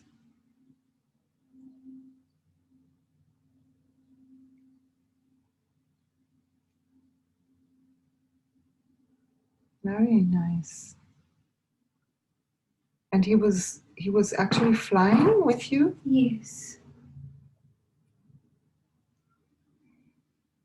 So he's like on this adventure with you. Yes, but it was like we both just sometimes standing, sometimes sitting on the carpet. It's not too much of talk, but he's there. Mm-hmm. Yeah.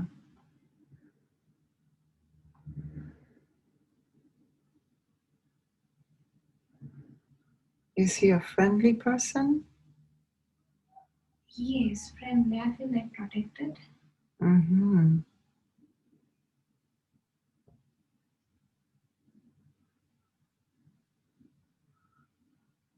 So it's also a person that gives you security. Yes, it seems like he's very familiar with the area where we landed. Mm. Okay, let's see. Is he taking you somewhere? Walking ahead. Mm-hmm. It's a very new road. Mm-hmm. New houses. Mm-hmm. Yeah.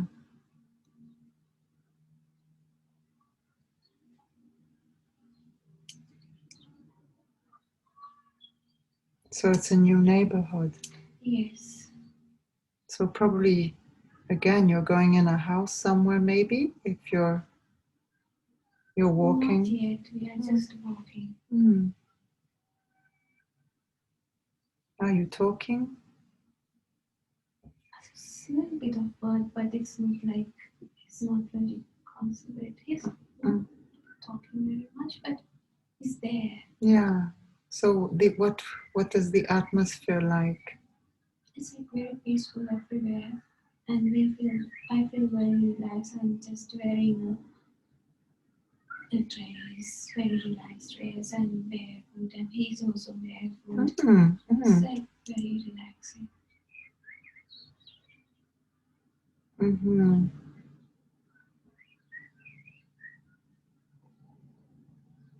Mm-hmm. What is the nature like in the area? What kind of It's nature? very blue sky Wonderful. and very green. Mm-hmm. Less noises. There could be, I can see a couple of cars, but it's not like very busy roads, nothing like that. Mm-hmm. Mm-hmm. Mm.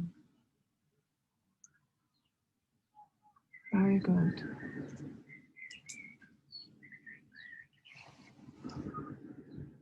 So basically, he is actually taking you somewhere. Are there other people around? Do you see other people moving around the neighborhood? Is I it can't see people, but I can hear the voices of the people in the houses. right? Yeah. So you do feel there's life. Yes, because there are lots of houses, so there are people inside there. So it's not a place where people live outdoors, like in Sri Lanka in the gardens, and No, it's not more. like in Sri Lanka, but It's indoors. yes. Mm. Okay. They're very private. They are inside. Mm-hmm. Maybe we can't see their gardens. Maybe we can see the backside. Mm-mm-mm-mm-mm.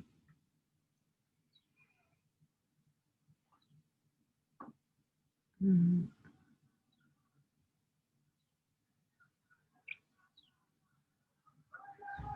Is it pleasant for you? You're Yes. not worried about anything? No. Wonderful.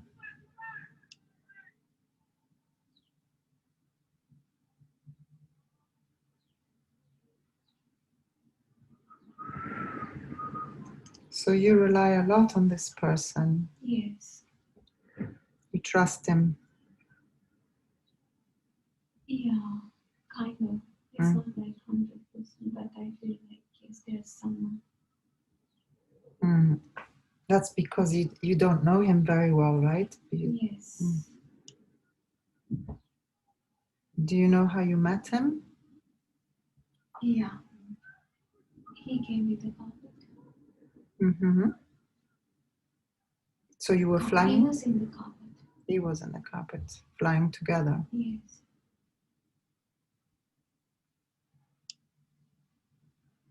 So is that where you met, basically? Yes. Flying? Yeah. Mm-mm-mm-mm.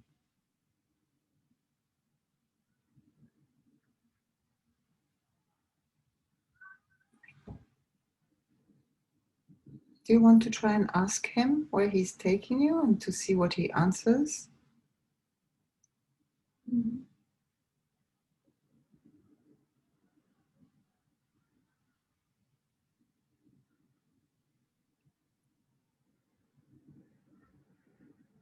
So it takes me to home. Mm. Mm.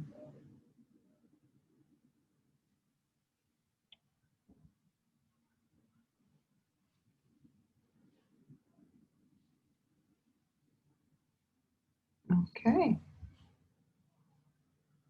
So he knows. Mm.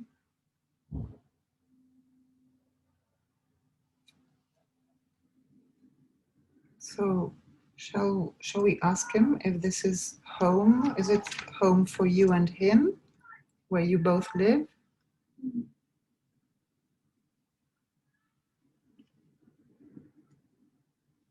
Mm. He said yes. Mm.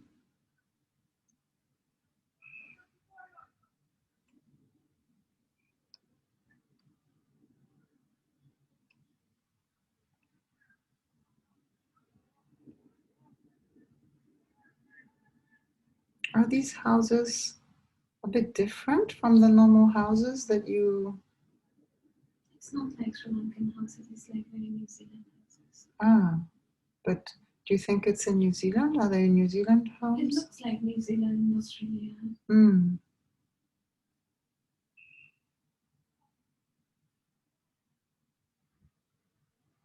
Mm-hmm. Mm.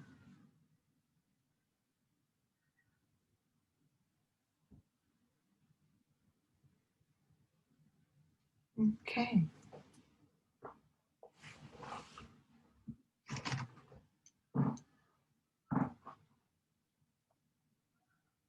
Have you arrived to this house yet?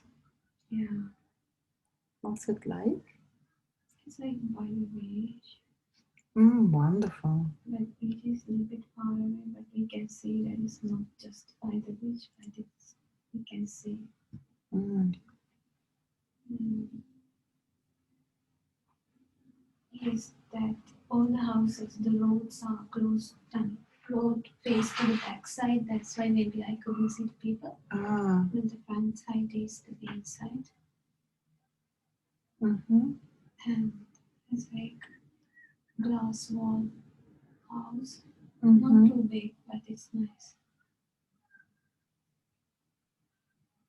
So you see more people here? I can see far away, I can see a couple of people walking in the Mm. beach. But it's not like very lonely area Mm-hmm. because we can hear the voices of people around. Mm-hmm.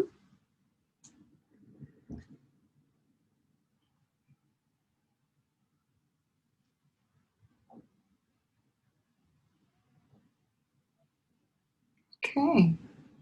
Can you ask his name? Can he give you his name? Can you describe him also?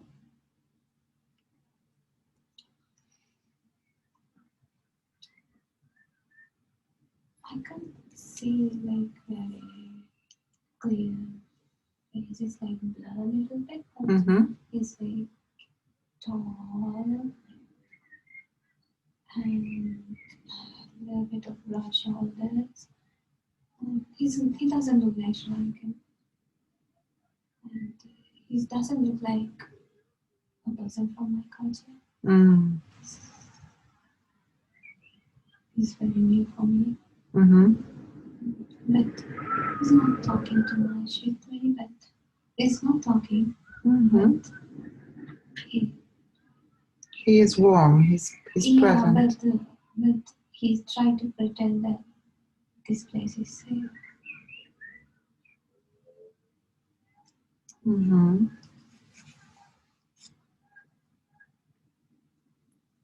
So do you feel that you are on a project together? Do you feel that you're sharing a project together? Yeah, because I feel like I'm very new to that place, but I feel comfortable. I like the scenery. I like that small house, and it's very modern type. And I can see a cat and a dog, so I feel I have friends there.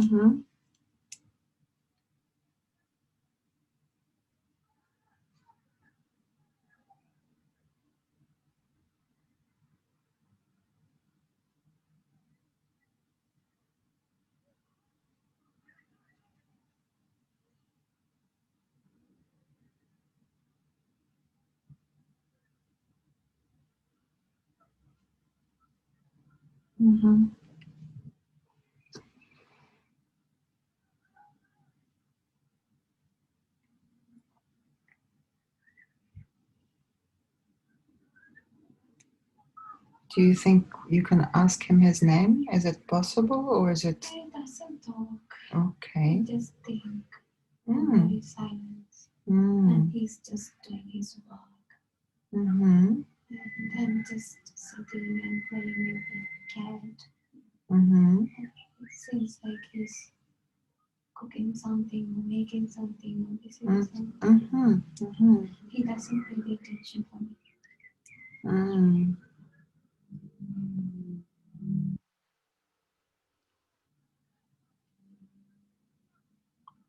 But he knows I'm there at home.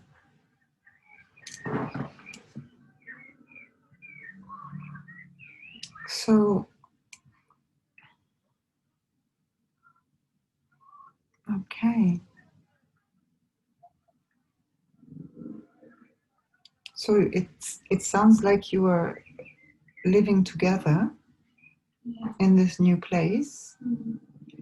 Is the house inside like a normal house, or does it look a bit more simple or different? Does it have? It's like very simple house. It's not big at all. A small living area, one couch, and kitchen in the same like open kitchen in the living area,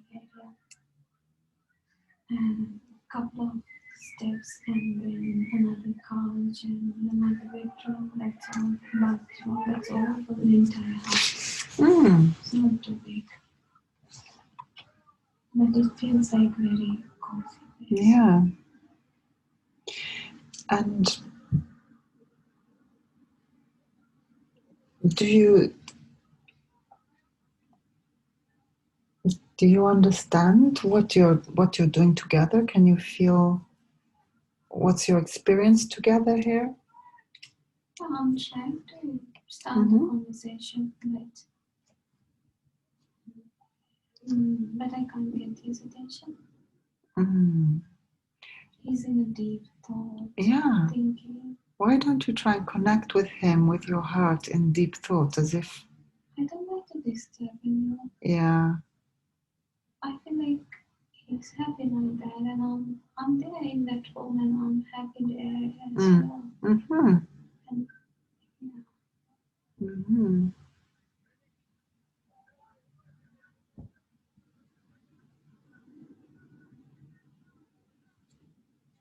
So do you think that this place is like in New Zealand, or do you think it's somewhere else?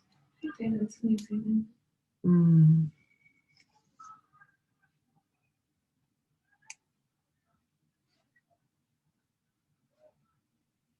Is there a television?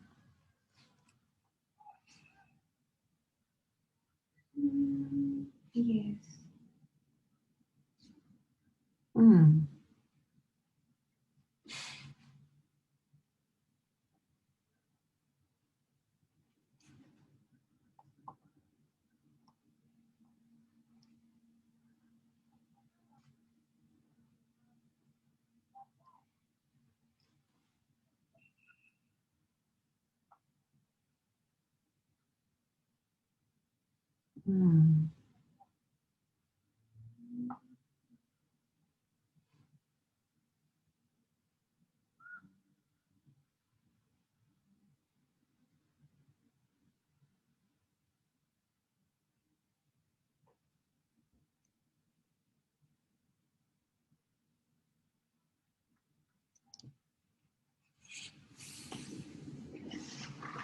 Okay.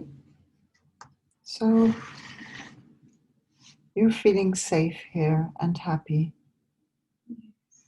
And It's not like it's not like very busy happening house, but it's like very peaceful house. and this is what you want, right? Yes. You're happy like this. Yes.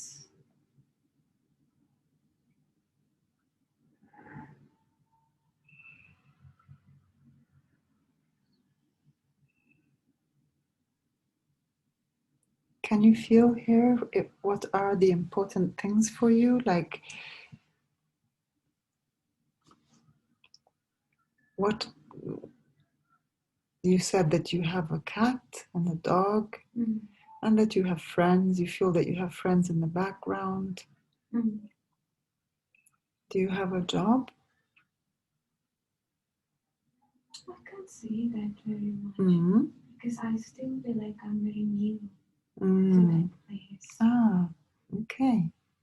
Yeah, it seems like a resting place, like after a long journey. It seems now it's a time to rest, relax. Okay.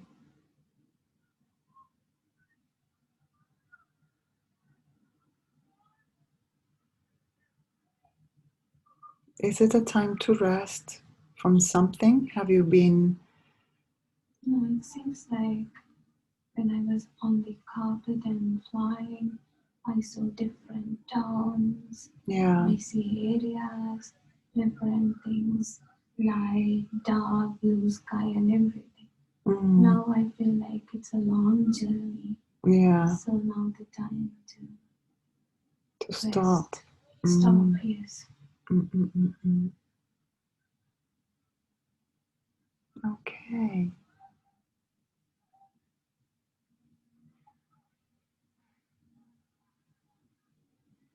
Very good.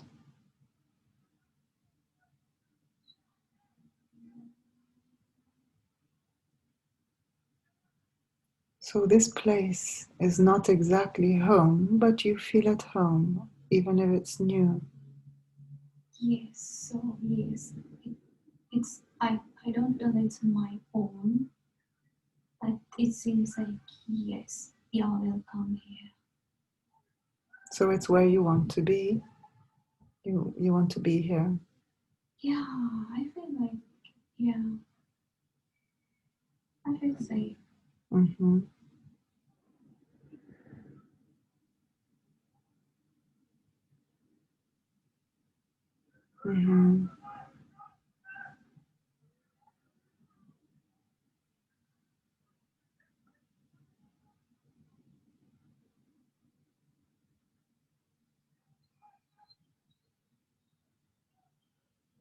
So now,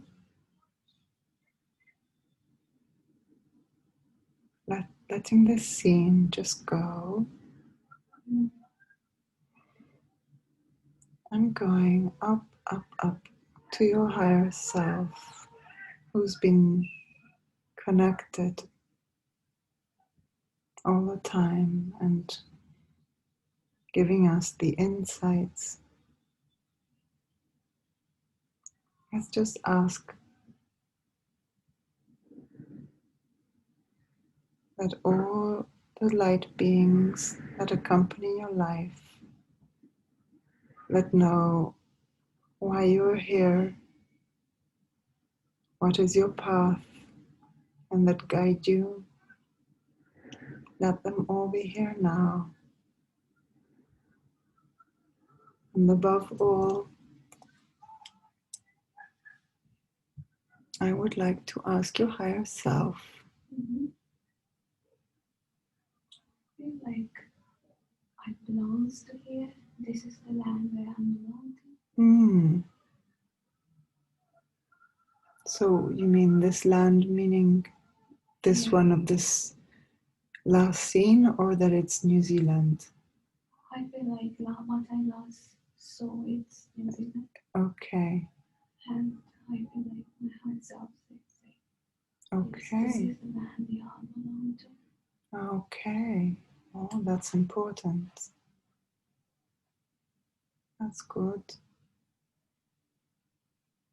And can I ask your higher self some questions? Okay, thank you very much. So, Hansi wanted to know about these when she was a kid, that she had these images or things that she said she assumed as a little girl, and that she would live far from home. So you are confirming that this is what's going to be, that it's a truth that she was feeling when she was little. She knew this, that it was going to happen. Is this so? Yeah.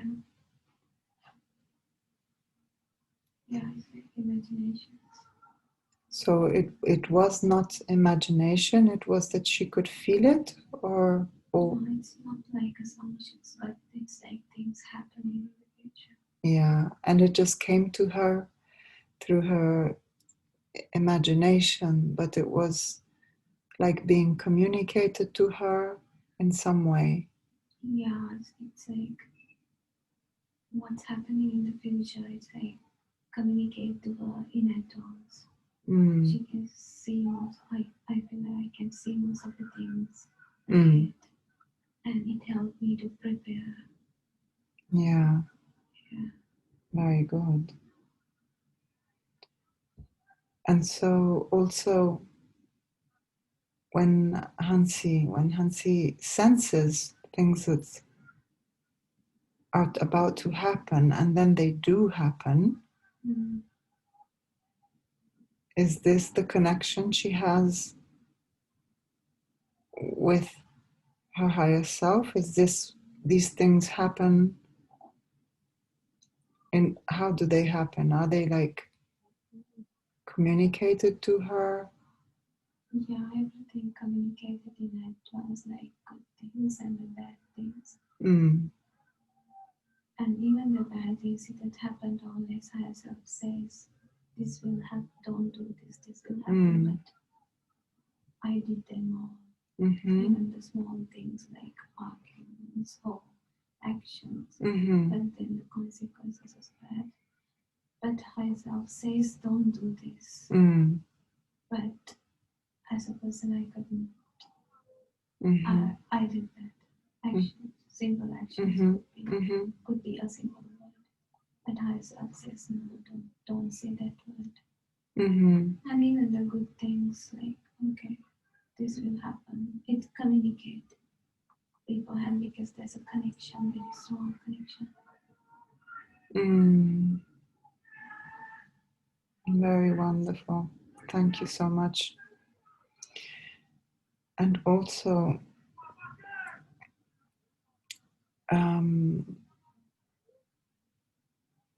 so you also answered because Hansi, since she was a little child, she loved to be on her own. And she was very capable of being on her own, very independent. But this was also like looked upon as something very unusual by her parents and her sisters, that even laugh about it sometimes, but they do feel that it's something different that she has. And so does this way of being, does it come from that life that you showed us, that life that was lived very much without parents, without brothers and sisters, just with grandparents, and it was a happy life? So is that experience what is very strongly in Hansi? Yes. Is this why she has this ability, this capacity of... Yeah, it brings with birth. It's not like I mean, it was there, so it's connected with previous lifetimes. Wonderful. Yeah, that's what it sounds and it looks like. It's something that it's an ability, it's a knowledge, it's a maturity that she has built through lives, and in a very peaceful, as I say, knowledgeable way. She is happy and serene. She doesn't have to be with people because of being worried about being on her own. Okay, so it's all okay. Hansi sometimes doubts that it's normal because they look upon her as if it was a strange thing, but it's not. And I also feel that also we've had the answer regarding to a future and worries about the future and sometimes feeling nervous, but it sounds like also here the second scene seems to be a place very similar to New Zealand. And so is this scene, did you show us this scene to tell us that New Zealand is the land where she will end up staying? Yes. Okay. It seems like everything is already organized and not putting additional pressure to find that life because it will eventually come.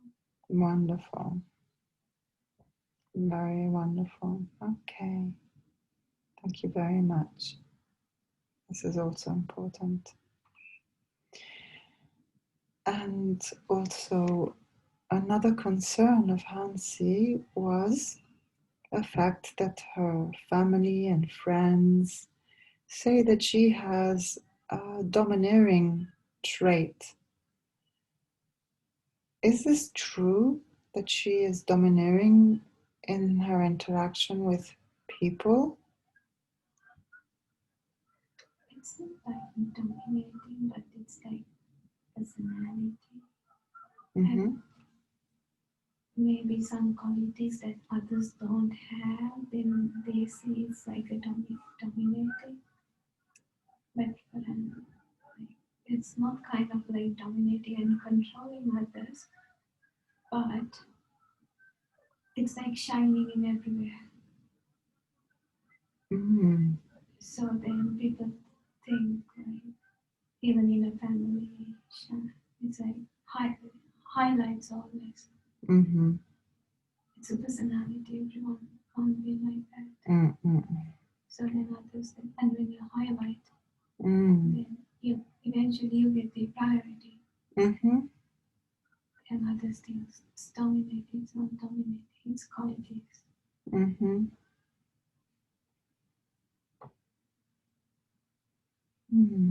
Yeah, exactly. So, does she need to correct anything about this behavior? Is it very in harmony with people? Is it respectful? And or is there something that she needs to be careful about, this personality trait? Do you have recommendations about this? Yes, because it doesn't match with some places. There are some places that people doesn't like it at all.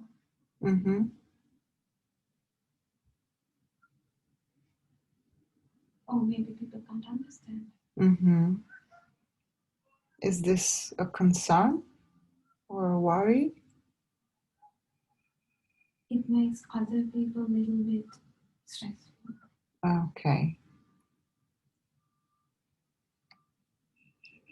So can Hansi do anything, do you think, or should she just be herself, or should she be sensitive to the fact that it can be stressful for other people? Yeah, be sensitive and understand different situations. Okay. Okay. Thank you.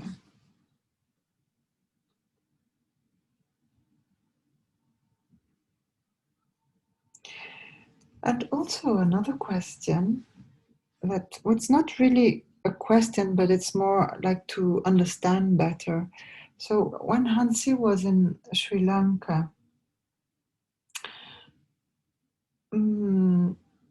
she reports that like her health was not good, and that as soon as she came to New Zealand, everything changed, and her health, she became strong, vital. All the things that she had back at home disappeared. Can you give a better understanding of what happened? Why has this occurred to her? Is there a deeper understanding about this? It's like every person has their own areas that suits for them to live. So it seems like that land doesn't suit. So in Sri Lanka, it feels like lots of sorrow, miseries, sickness, problems, arguments. Because it's not where I belong, but here it's like very peaceful, mentally peaceful, mentally peaceful, physically healthy. No arguments, no sorrow, not any problem. And everywhere there are some lands and geographical areas that suits people, or that people belongs to. So when they're in the right place, even it's physically affect that person positively or negatively. It doesn't mean like Sri Lanka is not good at all. But maybe some time period also affect. So the time frame, it also affected. Could be. Okay. Thank you very much. Okay. And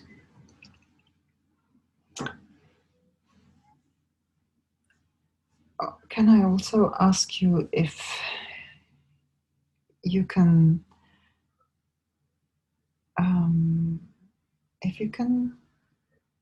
if you have a message also for Hansi, something that can help her in this moment, in this phase of her life. Is there something that you think that she should pay attention to or cherish, become more aware for?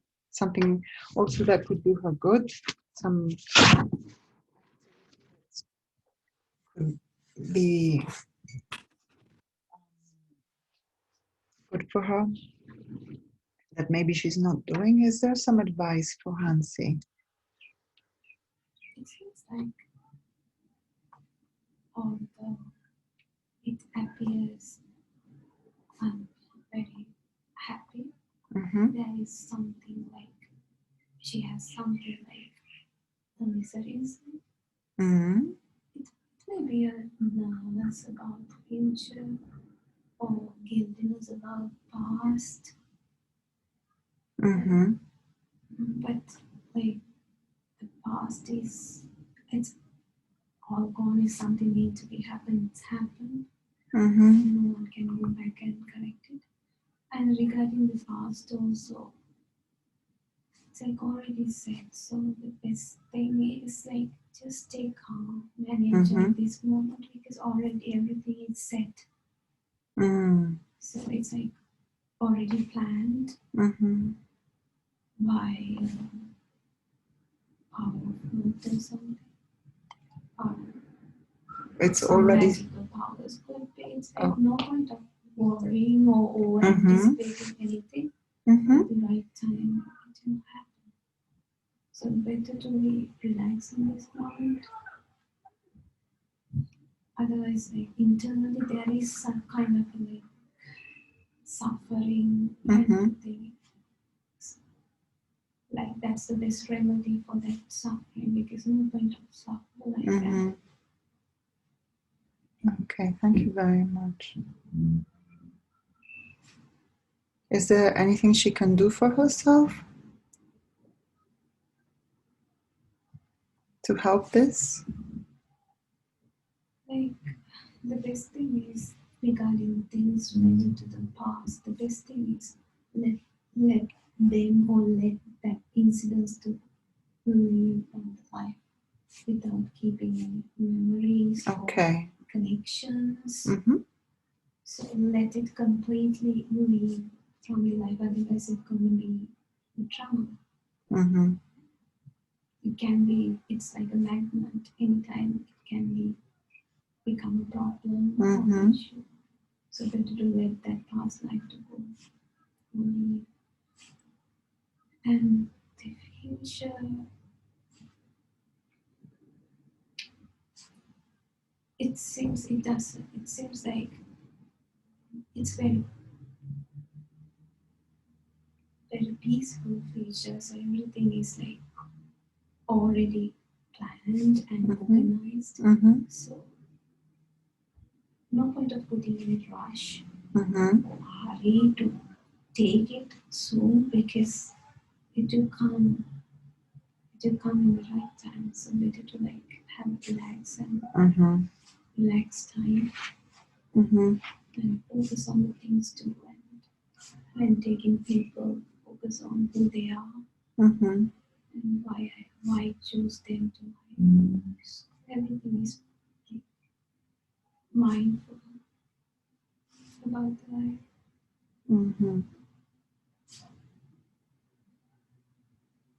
Thank you.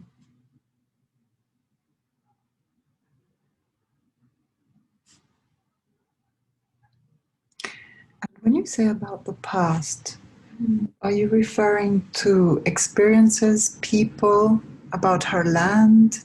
What is the past? Yes, it's not like everything with parents or family, but the past, the most dark part is that last relationship. It's the past. So all that, the imprints that are left in her, all the kind of imprints she's got from all this, to let it go. Because there's a worrying behind, thinking that I had to leave the country because of that reason. No, it's not. That's clear. Yeah, this is clear now. Those things maybe helped you to decide to move along. Yes, to find the destination. Okay, thank you so much. And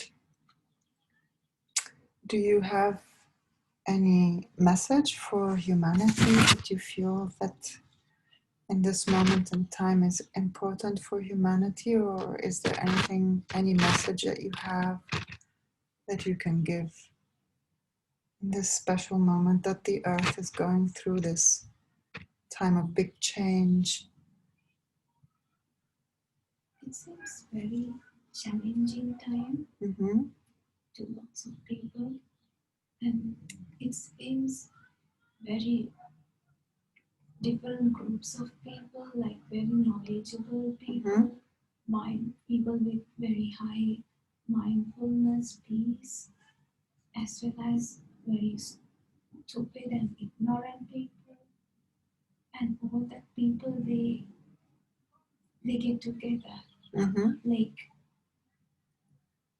people with very good knowledge, mindfulness, they connect together, and people with very ignorance and different mindsets, they connect together. So it's a disaster. It's a dangerous time. Like all leaders, people they connect together. It's a dangerous thing. Because if someone ignorant people connect with intelligent person, maybe that person can change. But in now the situation is different, and it's really hard to change their mindset as well. So, but the magic, it's like a magical thing, like people connected like that. But maybe it's like that's what they brought to this life. So the people with very good mindset, intelligence, and they will have a peaceful life. But lots of people, majority, they're having very stressful life at this stage.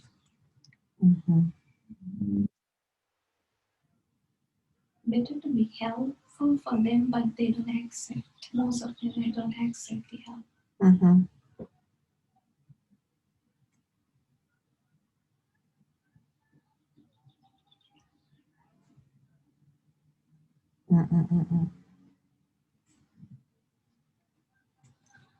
Yeah. And if we were to define Hansi's mission in this life, what is her principal focus? What is her most meaningful project from here onwards, or in this life? Could you tell us? Could you give us an indication, or is it very clear? I think there are inborn qualities, like as say inborn knowledge kind of things. So the best things are like it's not very clear, but it's showing that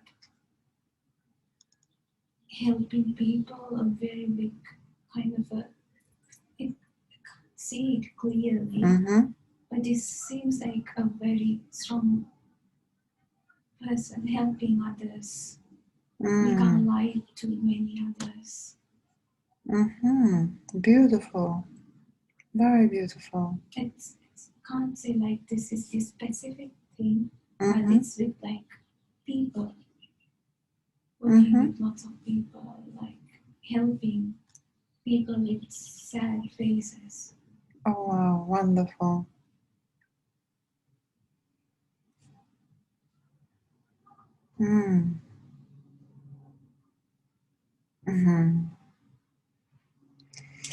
Okay, this is all very beautiful and very precious. And so I would like to ask if you would like just to do a healing now to help Hansi to let go of all this still worry and guilt that dwells in her about the past and that sometimes arises, and just to make her really come at peace with it all and feel that it is safe to let this go now, and that all the experience that it could have given her, it seems like it has given her all the experience she needed, and so that she can let go of this. It doesn't belong to her anymore, because if her future is to help people and to be a strong soul that can hold the space and support people that are suffering, then it's good for her to release all this pain and to let it go. And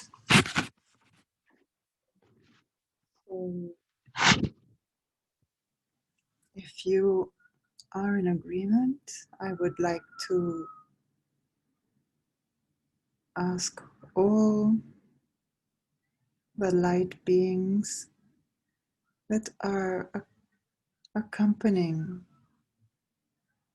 Hansi's life towards pure light and the pure love that she is in her soul. That's what she is, and she knows this. Please be with us now. Hansi, if you want to call any deity that you feel connected to, if you want to call Buddha, please ask him to come.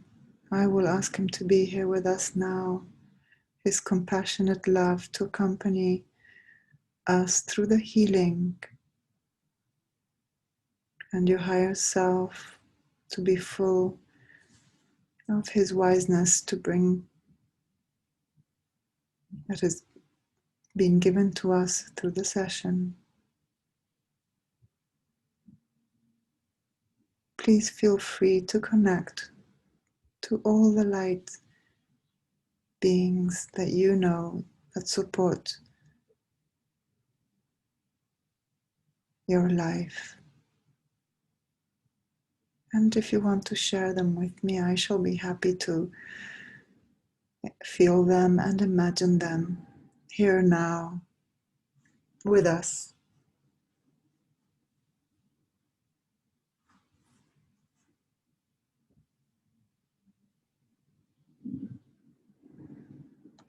Do you have any that you feel strongly connected to you? Yeah, I'd say and it's like God, Patini. I'm connected. I feel like I'm connected to them. And another one called Yashodhara lives with us. It's in that vibe. Who's this? Yashodhara. Yashodhara? Yeah. And she is the wife? Siddharth wife. Okay, Siddhartha's wife. Beautiful. That's so important. So we have the male and the female goddesses and gods. Anyone else you feel deeply connected and present? No. Okay, so I feel that we're very blessed by these highly spiritual souls that are guiding and supporting your life. And I feel very grateful and thankful for their presence here. I feel them very much in my heart and ask for the blessing and support. They can give you all their energy, all their wiseness, all the compassion and love to transform all the sense of guilt, all the sense of guilt for maybe having made mistakes, but they are not mistakes. Any sense of guilt, any worry, any self-judgment, to replace all this, all the sadness, all the delusion,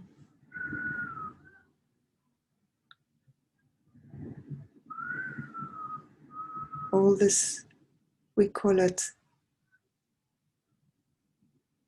all the suffering, to transform it with love, compassion, and forgiveness. Buddha is the expression of compassion, love, forgiveness. And so is his wife.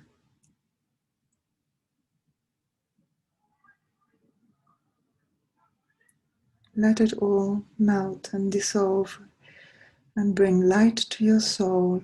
Always more light, always more understanding. That the darkness does not have to be attached to you. It's only an experience that has given teachings and make you feel your beautiful soul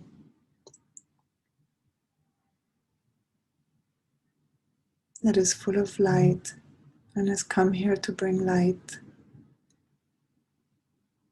and to understand what suffering means.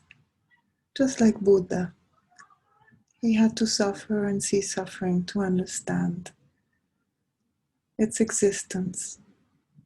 Please, Buddha, give this experience to Hansi and let her go, let go of all and release all the pain. Just let it go now. And dear Ganesh, give all the protection to Hansi now and for the future, so that she can walk in her path safely.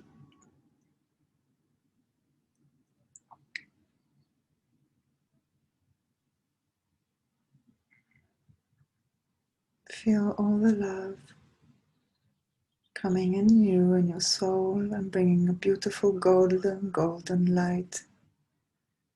It's filling all your cells. It's glowing outside of you and giving you much strength, awareness of yourself and where you're going to.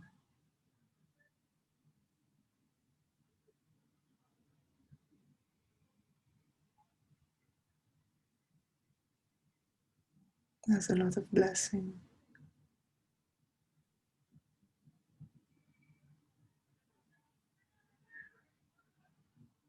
Thank you for the support.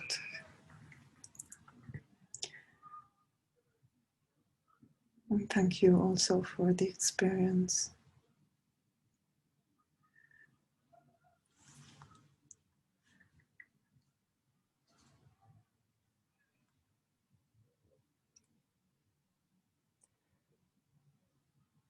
Is there anything you want to, Hansi, is there anything you want to say? Is there anything you feel you need to express?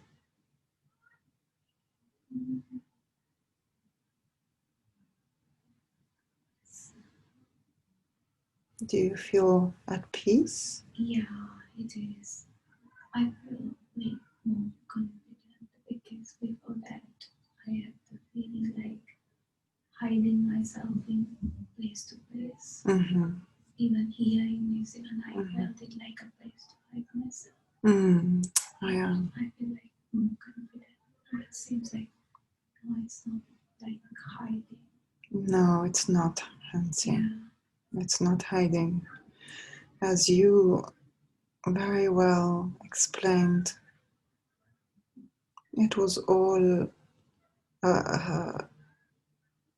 a design path, and it hasn't been easy, and there's a lot of speculation, a lot of thoughts people have given to what you've done, but you in your heart, you know your truth. It's not what other people fear or think. So thank you for sharing the truth. Thank you very much, and for letting me be part of all this. I know it's your private and intimate life, and so I thank you for trusting me and letting me in and be part of this. So now, do you think that for today is enough for the session? Is there anything you feel that you want to still know? Okay. So we can always go back whenever you feel like going deeper. Every time people go into a session, it tends to be always more deep. So this is an instrument that you know that you can apply and use for your growth. And I shall be happy, and even Ulisse, if whenever you want. So really, I think you are very blessed, and I hope you will feel this. Mm-hmm. Okay, so now just feel your whole body again and connect to your breath. Just feel again the breath and the air coming in your body and your lungs and going out, and just feeling this flow like the waves, and then reconnect to the whole body, feeling your whole body together again, your feet and the rooting groundedness of your feet to the ground, roots that go deep into the ground, and then all your legs awakening, the pelvis and the abdomen and your chest and your shoulders, your arms, your neck, your head, your face, your hair. All of you is together, and you are back here. And you can start moving your toes, moving your fingers, and just rolling your legs from side to side, stretching gently. Just do as you feel. And thank you very much. Bless you.